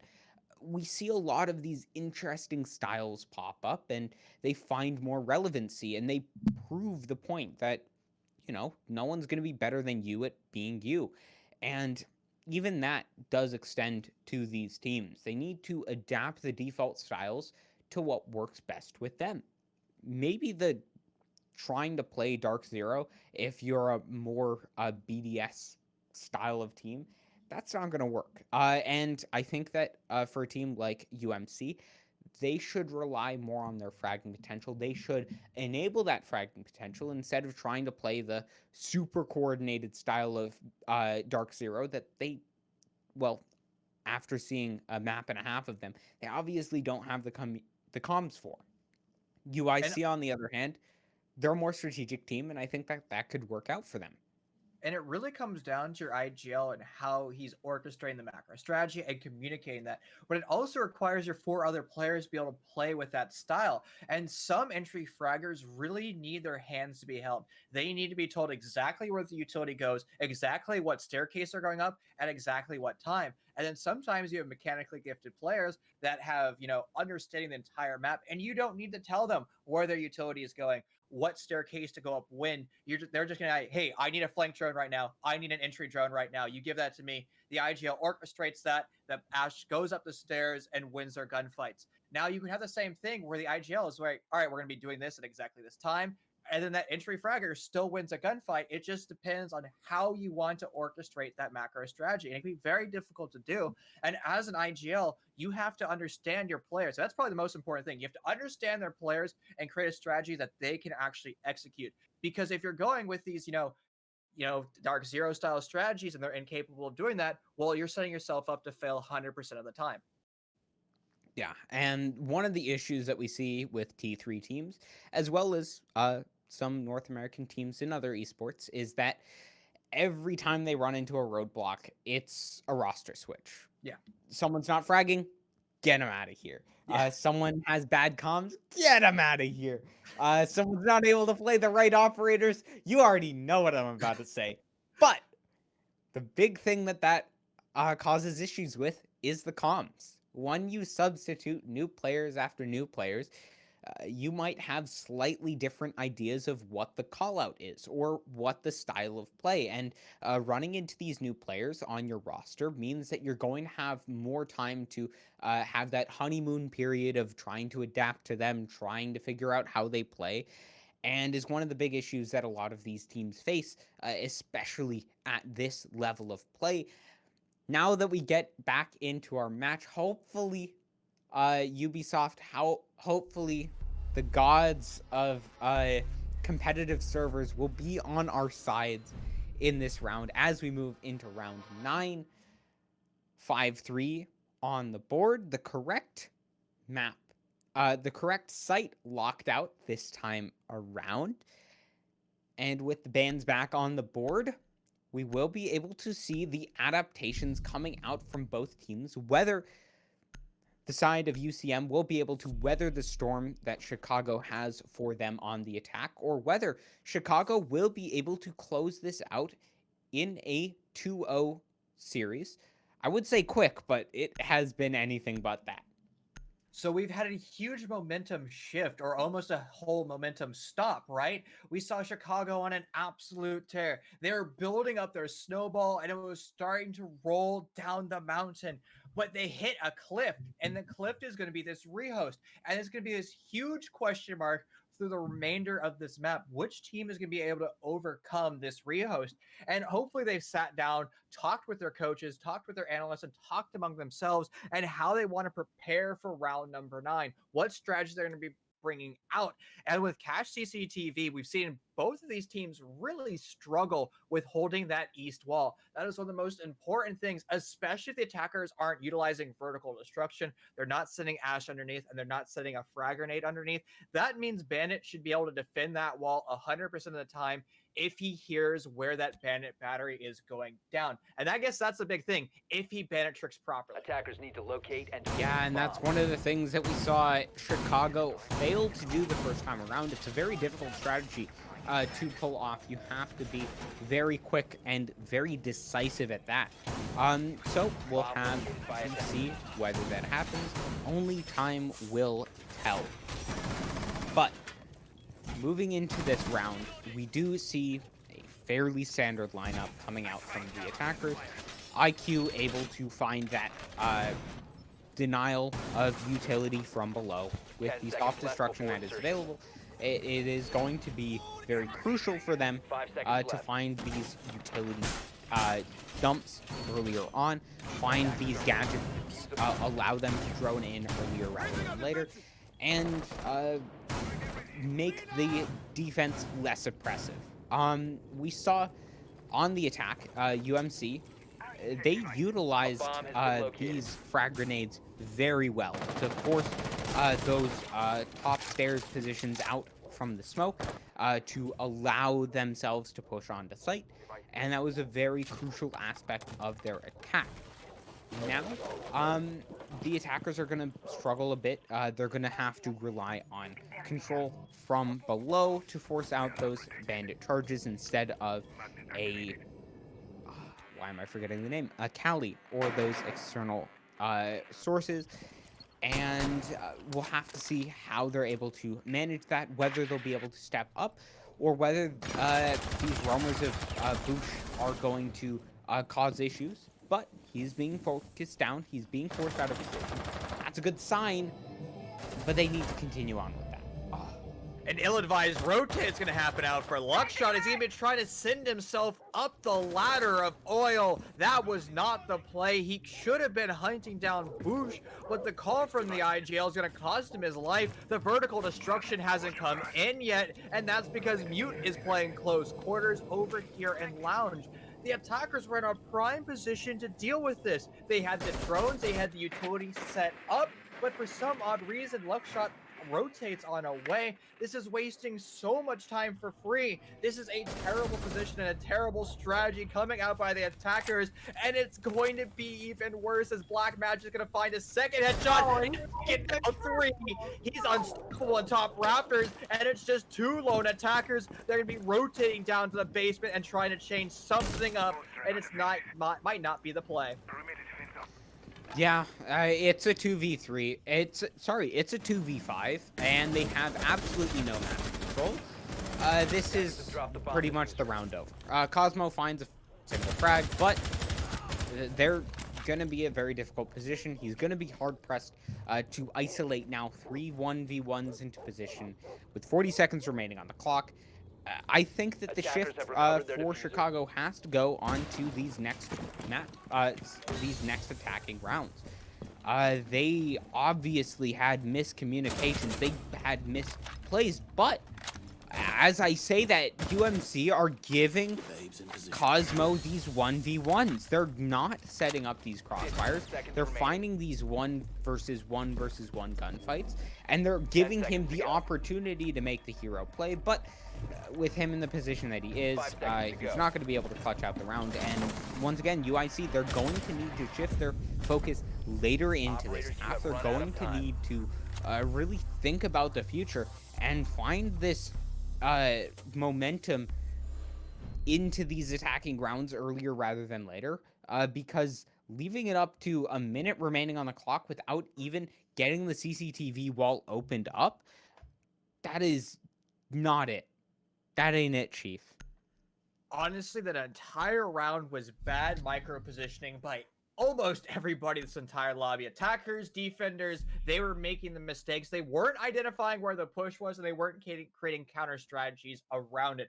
I have to be really critical of Chicago, though. They were set up in a position with dealing actively with that bandit trick, but they start to rotate players over. And sure, Cosmos gets a kill after dropping down the hatch, and he proceeds to get Attackers 3 need to more locate and kills, defuse but it was bombs. all in vain. He had so little time on the clock, and the defenders just played time at that point. But imagine if the attackers created a strategy during the prep phase, understood exactly where they were to push from, it would have changed the entire course of the round.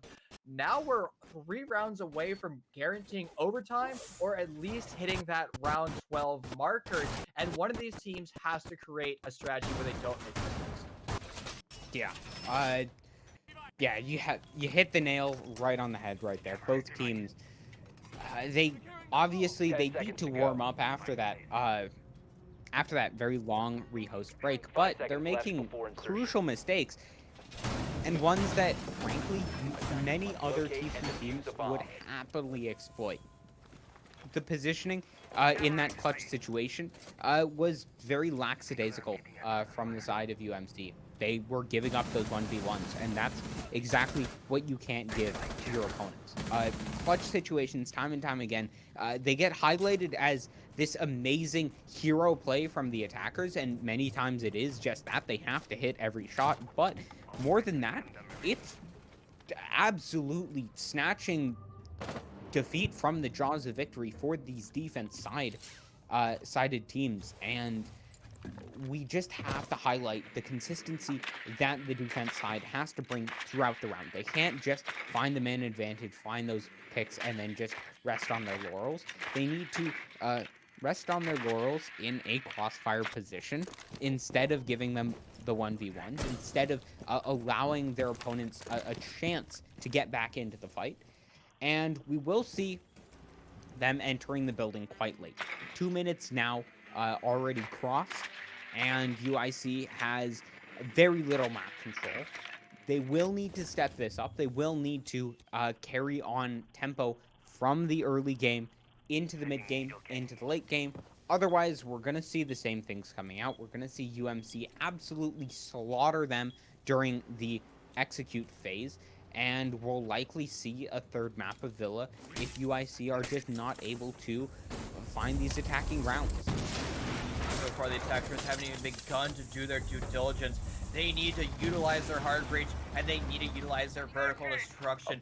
90 seconds of the round, Moto Hatch is now being opened up, but where is the sledgehammer? It hasn't even found the roof of the attackers, or pardon the defenders as of yet. They need to start to push the defenders out of their power positions. They are bunkered down and very comfortable in this basement. They're just going to continue to sit here and let the attackers push on into them. And if you're a fan of Chicago, you need to be screaming into the void. You need to get them to start to utilize that vertical destruction and push those defenders away. Now 50 seconds left, and it's going to be the 11th man in the lobby that's going to be the attackers' undoing. That is Father Time.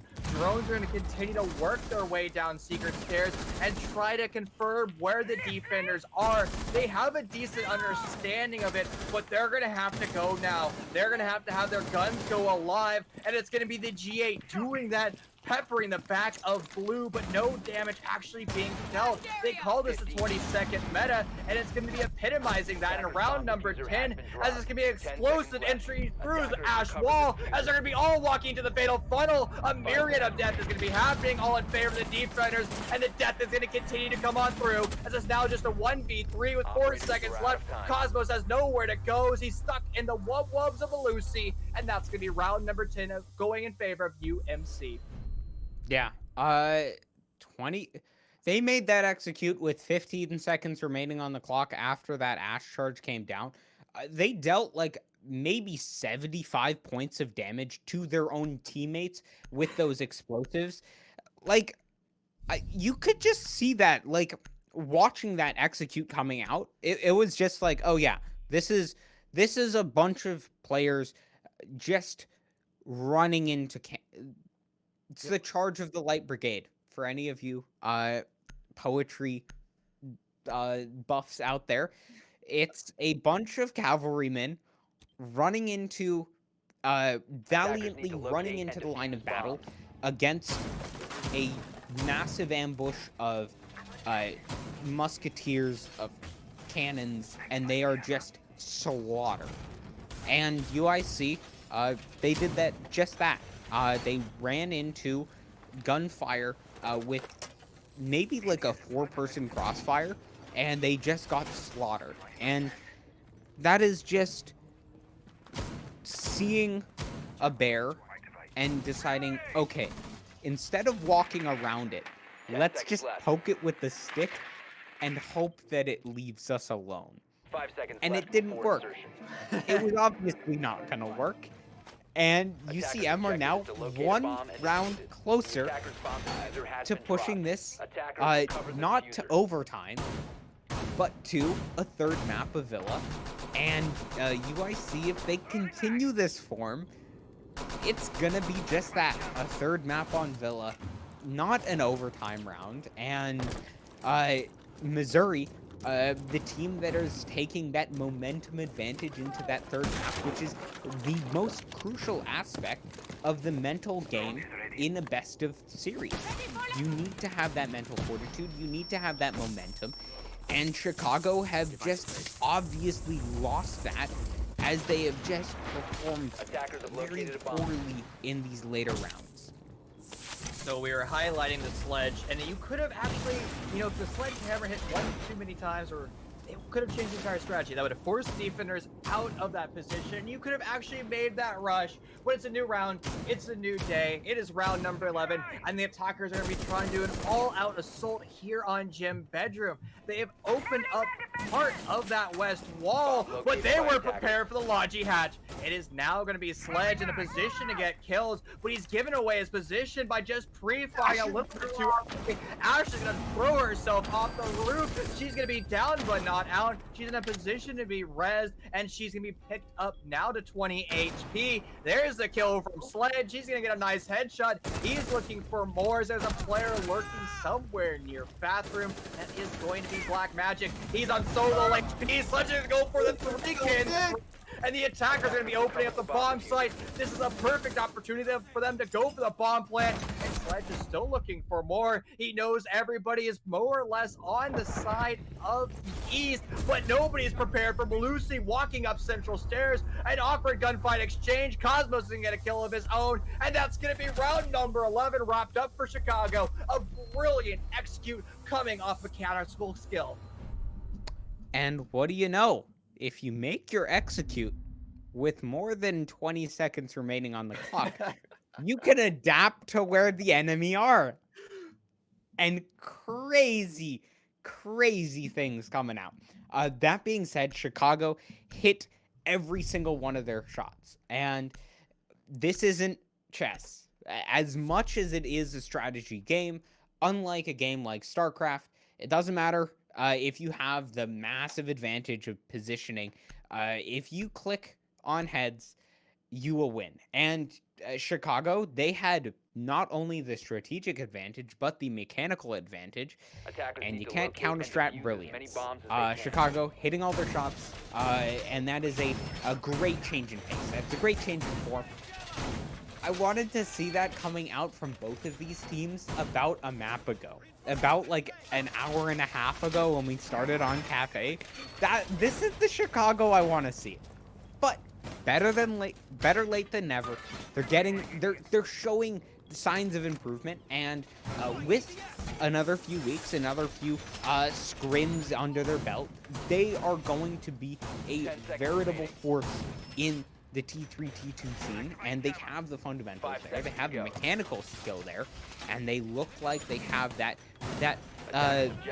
those big brain 5-head plays, just waiting there, underneath the myriad of 3-head plays that they've thrown at us over the course of this series so far.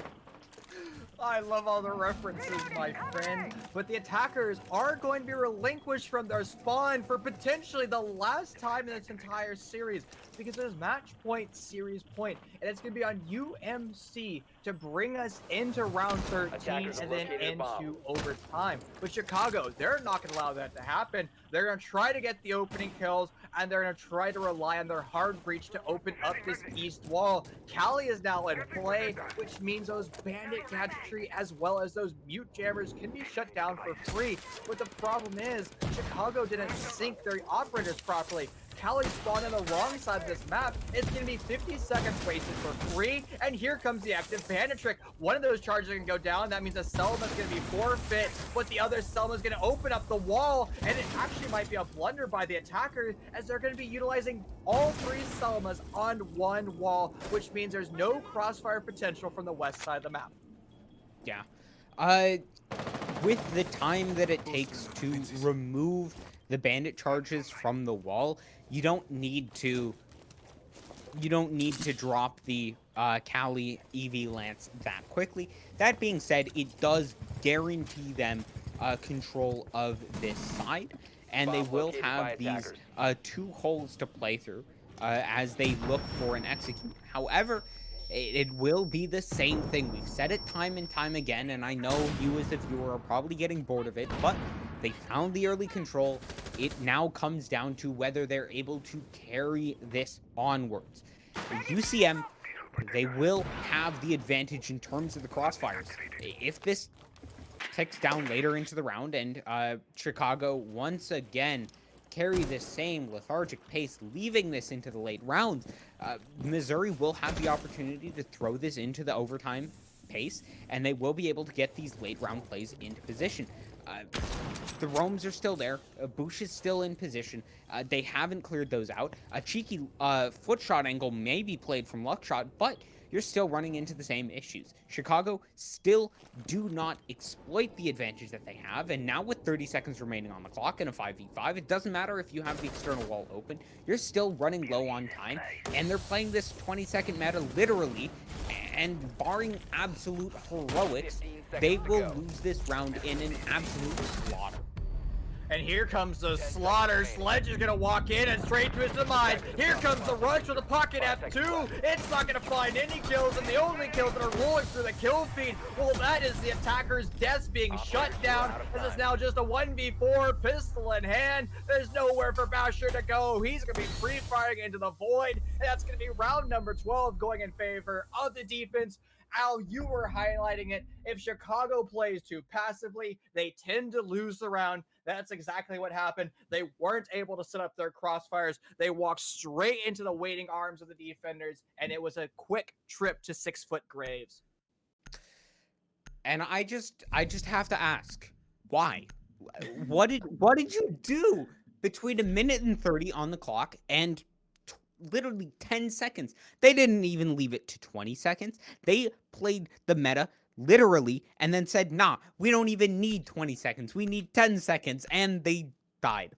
All of them. They found 1 kill, but it was just like a great kill. Now you have control of Garage with 5 seconds remaining on the clock. Big whoop, buddy. Chicago, they showed that they know how to play with Defenders, not protect 20 your bombs seconds from being remaining on the used clock by with an absolute stunning round on Jim. And all of a sudden, no rehost needed. They were just like, nah, we're going to play this one slow. Because it's worked so well the rest of these rounds. We've totally won these rounds when we have executed with 20 seconds remaining on the clock. They're obviously not watching the stream. And I don't care how many cans of spinach you eat. I don't care how many wheat you eat. You're not going to be able to hit those shots. Not even Shaiko could make that play work. And even BDS, they make their executes sooner into the round. They give time for that brilliance to work. Because Shaiko may be good, but they're not playing like BDS with the controlled aggression. UIC in some of these takes, while they may look like absolute beast god mode players when they make the execute on Gym Bedroom with 1:30 remaining on the clock, they'll turn right around and look like a a silver rank stack making their execute with nobody on voice comms the next round later. They need to find consistency because we know that they're a good team. We know that the potential is there. They're just like not doing it, and it's heartbreaking to watch because they're so good. So I don't want to be too critical of Chicago right now, but the entire map is clear for them. If they get their drones in position, they can realize that there is not an active trick currently on the kitchen hatch, which means that M590 didn't shoot footholes away, and no impact grenades can stop down those X-Cairo pellets when placed on the hatch. If the attackers drone that out and understand that positioning, they could get control of the entire basement and particularly the north side for free. They haven't made that adaptation. Nobody's repelled on that window. That could be a huge mistake. And sure, Moto Hatch now just got open, so you can see the rotation. There goes the impact trick, and Habana's already utilized all 3 of Eric's Cairo pellets. This is a huge mistake, and this is going to force Thermite to come on over and rely on his last his last thermite charge because it's already been utilized on the dirt tunnel. So far, Chicago is really not doing their due diligence with understanding the defensive hold that UMC continues to utilize. Yeah, and a crucial aspect that will waste is the time. They will not be able to make this pincer attack, and with Basher staying over in this position, they will not be able to make that execute happen. And once again, we will be seeing the same thing move over. Chicago, they're in position, but they're just waiting. And Basher, while he may be getting control of dirt, they need to make this execute happen sooner rather than later. Otherwise, the defensive power of the defense, with 5 men alive, with these Malusi charges that you have not dealt with these lesion mines that keep getting stronger and stronger, are only going to get more powerful. And now you once again are going to be executing with literally 20 seconds remaining on the clock. And I'm just going to call it right here. UCM are just going to slaughter them. And this is going to be a defender-sided win for this map. Well, here comes that execute, a flurry of kills, a plethora of death, but it's the attackers who get slightly advantage as 4 people in the entire lobby get dropped. This is going to allow the attackers to move over to church and start to put the bomb down, but they haven't actually droned it out yet. They have no idea where the defense is, and they walk straight into the waiting arms of them, and that's going to be some free kills for the T5's Black Magic cleans up that round. The first round of OT, it's going to be shut down by the defense, and honestly, my friend, I agree with you. I think the defense is going to be winning out OT, which means it's going to be the team that started on defense first, which is, well, not Chicago. Yeah. I can't say I didn't see that one coming. And once again, we will see the overtime favoring this time around Central Missouri with 2 opportunities for the defensive-sided win. Chicago, they're back to playing their very lethargic mid-game plays. They're not making the decisions quick enough. And attackers need to locate and defuse bombs. watch as I say quick enough. They're not making the wrong decisions. Because we saw in that previous round, Cosmo, an absolute amazing fragger, is able to find these kills. They're able to find these looks into the site, but they're just not finding them quick enough. And while you can attribute that to the fact that, yes, Maverick is banned, yes, Thatcher is banned, those are operators that speed up the attack a ton. This is a strategy that you have to be able to deal with. There's a reason why Maverick and Thatcher are pretty much permanently banned on this map, and for most maps in general. You don't see these operators in play. You can't rely on them being in play, and you have to deal with strategies that don't rely on them. And these teams, they seem to have been using them as a crutch, and now that they're banned out, they're not able to make their executes in time, and it's showing. Both of these teams have looked pretty slow on their attacks. When they have looked quick, they've steamrolled their opponents. They both have that potential there, but it's just not quite there. A great adaptation from Mira, though. It actually looked like one of the Selma charges got EMP'd, but it Bomb wasn't located by EMP'd, it attackers. was not Impact Trick, it was Bandit Trick. A brilliant showing. This is the exact adaptation that we needed. Neon earlier was struggling in this position. He will struggle no longer as he's killing 2 Selmas, and this is going to force the attackers to either bomb has been continue located. to deal with this or rotate around. And right now, they really don't have the utility to do anything other than make that rotation, and here it comes. It's going to be a full West execute. The problem with the West execute is you don't have a lot of Attacker's bomb crossfires. diffuser Now, has if been you dropped. do open up this construction wall, that's going to allow you to change your line of sight, but we're highlighting flank drones too, and Lucky Shot is going to get a free kill. No flank drones anywhere near the bar. That's going to allow kills to just roll on through. Yeah, losing your hard breacher, now not having those crucial lines of sight opened up, and with the man disadvantage in your hands, this is going to be a very difficult round. They're going to need to take a very Attackers aggressive have play recovered their diffuser. sooner rather than later. Otherwise, the chokehold that the defense has of this site will just slowly wrap around them and will just slowly choke them out. As the defense, they just have time on their side. They have the utility on their side. And the attackers, while they did take some innovative plays early on, and I can give them credit for that, it did not pan out in their favor. The Bandit Trick was just too good from Neon, and they just look like they're not quite able to adapt on that. Black Magic finds an early kill, but they need more than just that. They need to step up, they need to find these kills. Otherwise, it's going to be a match point for their opponents with the advantage of having momentum on their side. It's gonna be a tandem push-up, red stairs, and straight. Oh, no.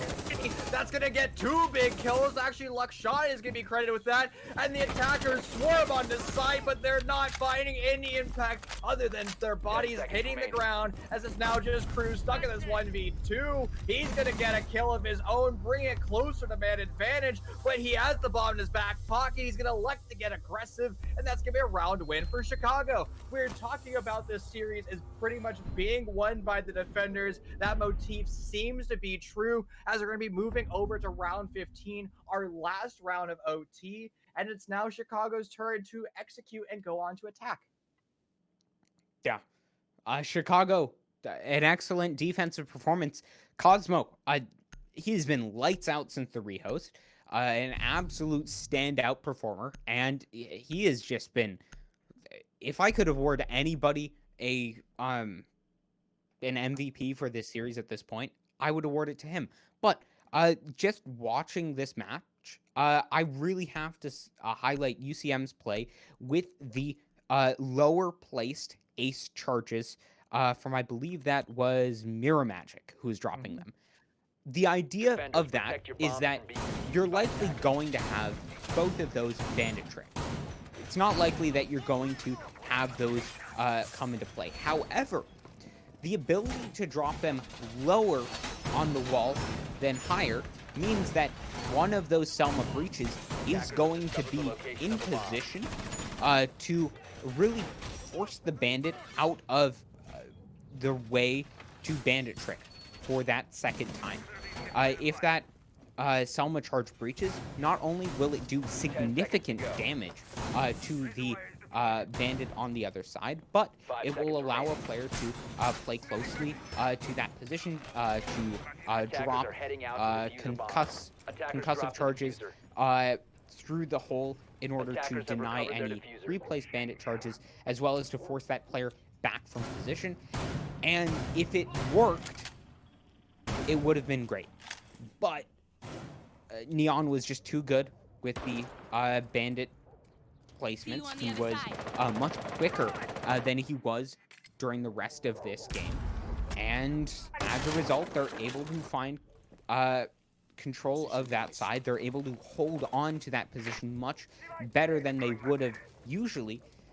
And Chicago are, as a result, in contention for this map. They're still in a very good position. But we do see the same things coming out once again. Very slow initial movements. The external walls are still perfectly intact. into these late rounds, and it will come down to whether Chicago have that tempo advantage, whether they're going to be able to execute at a minute and 30 remaining on the clock, or whether it's going to come down to the late rounds. But Luckshot is able to find the first kill, and that could be what they crucially need, but they need to continue this form. They need to execute after this instead of just waiting around. The thing was, the attackers have to deal with Bandit. The only way you can is through vertical destruction. It's going to force the attackers to flood out and take control of lobby. You've dealt with one of those players, so part of that checklist has been complete. And there goes the Ash charge. That's going to force Bandit away. It took you 90 seconds, but it's going to work out in the long run. One of your crossfires has now been established. You're going to have to rotate your ace on over and open up that west wall. It looks like the attackers are also going to be trying to get control of Garage. There is a member of the defense up and active. That is going to be Black Magic over here with the AUG A2. He's just going to stand his ground, and it's going to force the attackers to do utility dump once again to take control of Rafters or go for the flank, which actually might be happening right now. Yeah, but they will need to be swift with this execute. The more time that runs down, the more powerful that those smokes become, and Neon is stepping up. He's finding that kill, and that is Garage control in the hands of the attackers. They're in a very good position, but Boosh swinging back, getting control back in their favor. This is a back and forth round, but with the flanks coming in from construction, this is looking very good, and UCM now is just left onto Mirror Magic to clutch this map out. Bombs going down the floor. There's no cross cover, but Cosmo's going to hear the audio cue and the rotation on over. He's going to be able to seal the deal, and that is a phenomenal execute by the attackers. They've been struggling through 14 rounds to hit that exact point, but they hit it exactly when they needed. The most important round in the entire series. When you're on match point, series point, they win round 15, and a brilliant showing. And that came down to the absolute wire. That has got to be one of the closest best of 3 series that ended in 2 matches that I've ever seen. A 2-0 is very unrepresentative of how this match went. It was back and forth to the very bitter end. And Chicago, in overtime, both times in a row, able to solve the mistakes that had plagued them throughout that match. Both teams were neck and neck throughout conventional time and stepping into the overtime. For both of these maps, Chicago had been able to take the map on attack both rounds. Last time they would have been able to get the defensive round, but this time in a row, they forced that map that they did not want to play of Villa out of contention. They found the attacking round, and really it was an absolutely amazing series from both teams. Chicago just barely able to edge them out in terms of the attacking play, but both teams were absolutely stellar, and I really hope we can see these two teams really evolve and adapt as the raw skill and the core of both teams is there. They just have to improve just barely in order to just become absolutely standout teams. Honestly, that was one of the best series I've seen in a long time. And as you're highlighting, only goes 2 maps. So it's a 3-hour 2-mapper. And that's something you don't see every day. We're just waiting for a representative of Chicago to dive into our VC and chat him up, talk to him about that series. Because honestly, my big question is, how is the mental fortitude? Like, I would be zapped after that. Like, I couldn't imagine going into map number 3, especially after losing that. But here's our representative. It's the man that runs around the entire map, getting the most crucial kills, Mr. Luckshot. Welcome to the casting booth. Hello. Phenomenal victory today. An incredibly long series. It only ended in 2 maps, was a 3-hour ordeal. I have to ask, you guys had a lot of momentum going into that big rehost on map number 2. What was that like for Team Com and Synergy? Oh, yeah, we were just like part of that rehost. Like I had a test during that time, actually. Like I thought exam week was 2 weeks from now, but she's like, nah, you gotta get on that test right now. So I had the test open in my laptop while I'm playing the game, and I'm just going through answer by answer. And yeah, while I was no while that was happening, we were also talking about what we can do in attack because you can go back to map 1 with Cafe, right? Our attacks were not really good, and like we were not doing good on our attacks in club. So yeah, we just had to get some changes in. So what were those changes? Because we noticed that from the casting booth as well. You guys were just a little bit slow. You weren't really identifying the hole that the defense was bringing. But you won round 15, the most important attacking round. So what was the evolution in the course of the end game of map 2? Yeah, so we started bringing Cali and like started experimenting with ops, and also shout out to Cosmo. He started picking up on the IGLing role a lot while I was busy with my test. So no, by I think around when they went gym, I just finished my test. By the way, I got a B+. So yeah, and then I started concentrating a little bit more, and then trying to get some impact into the round.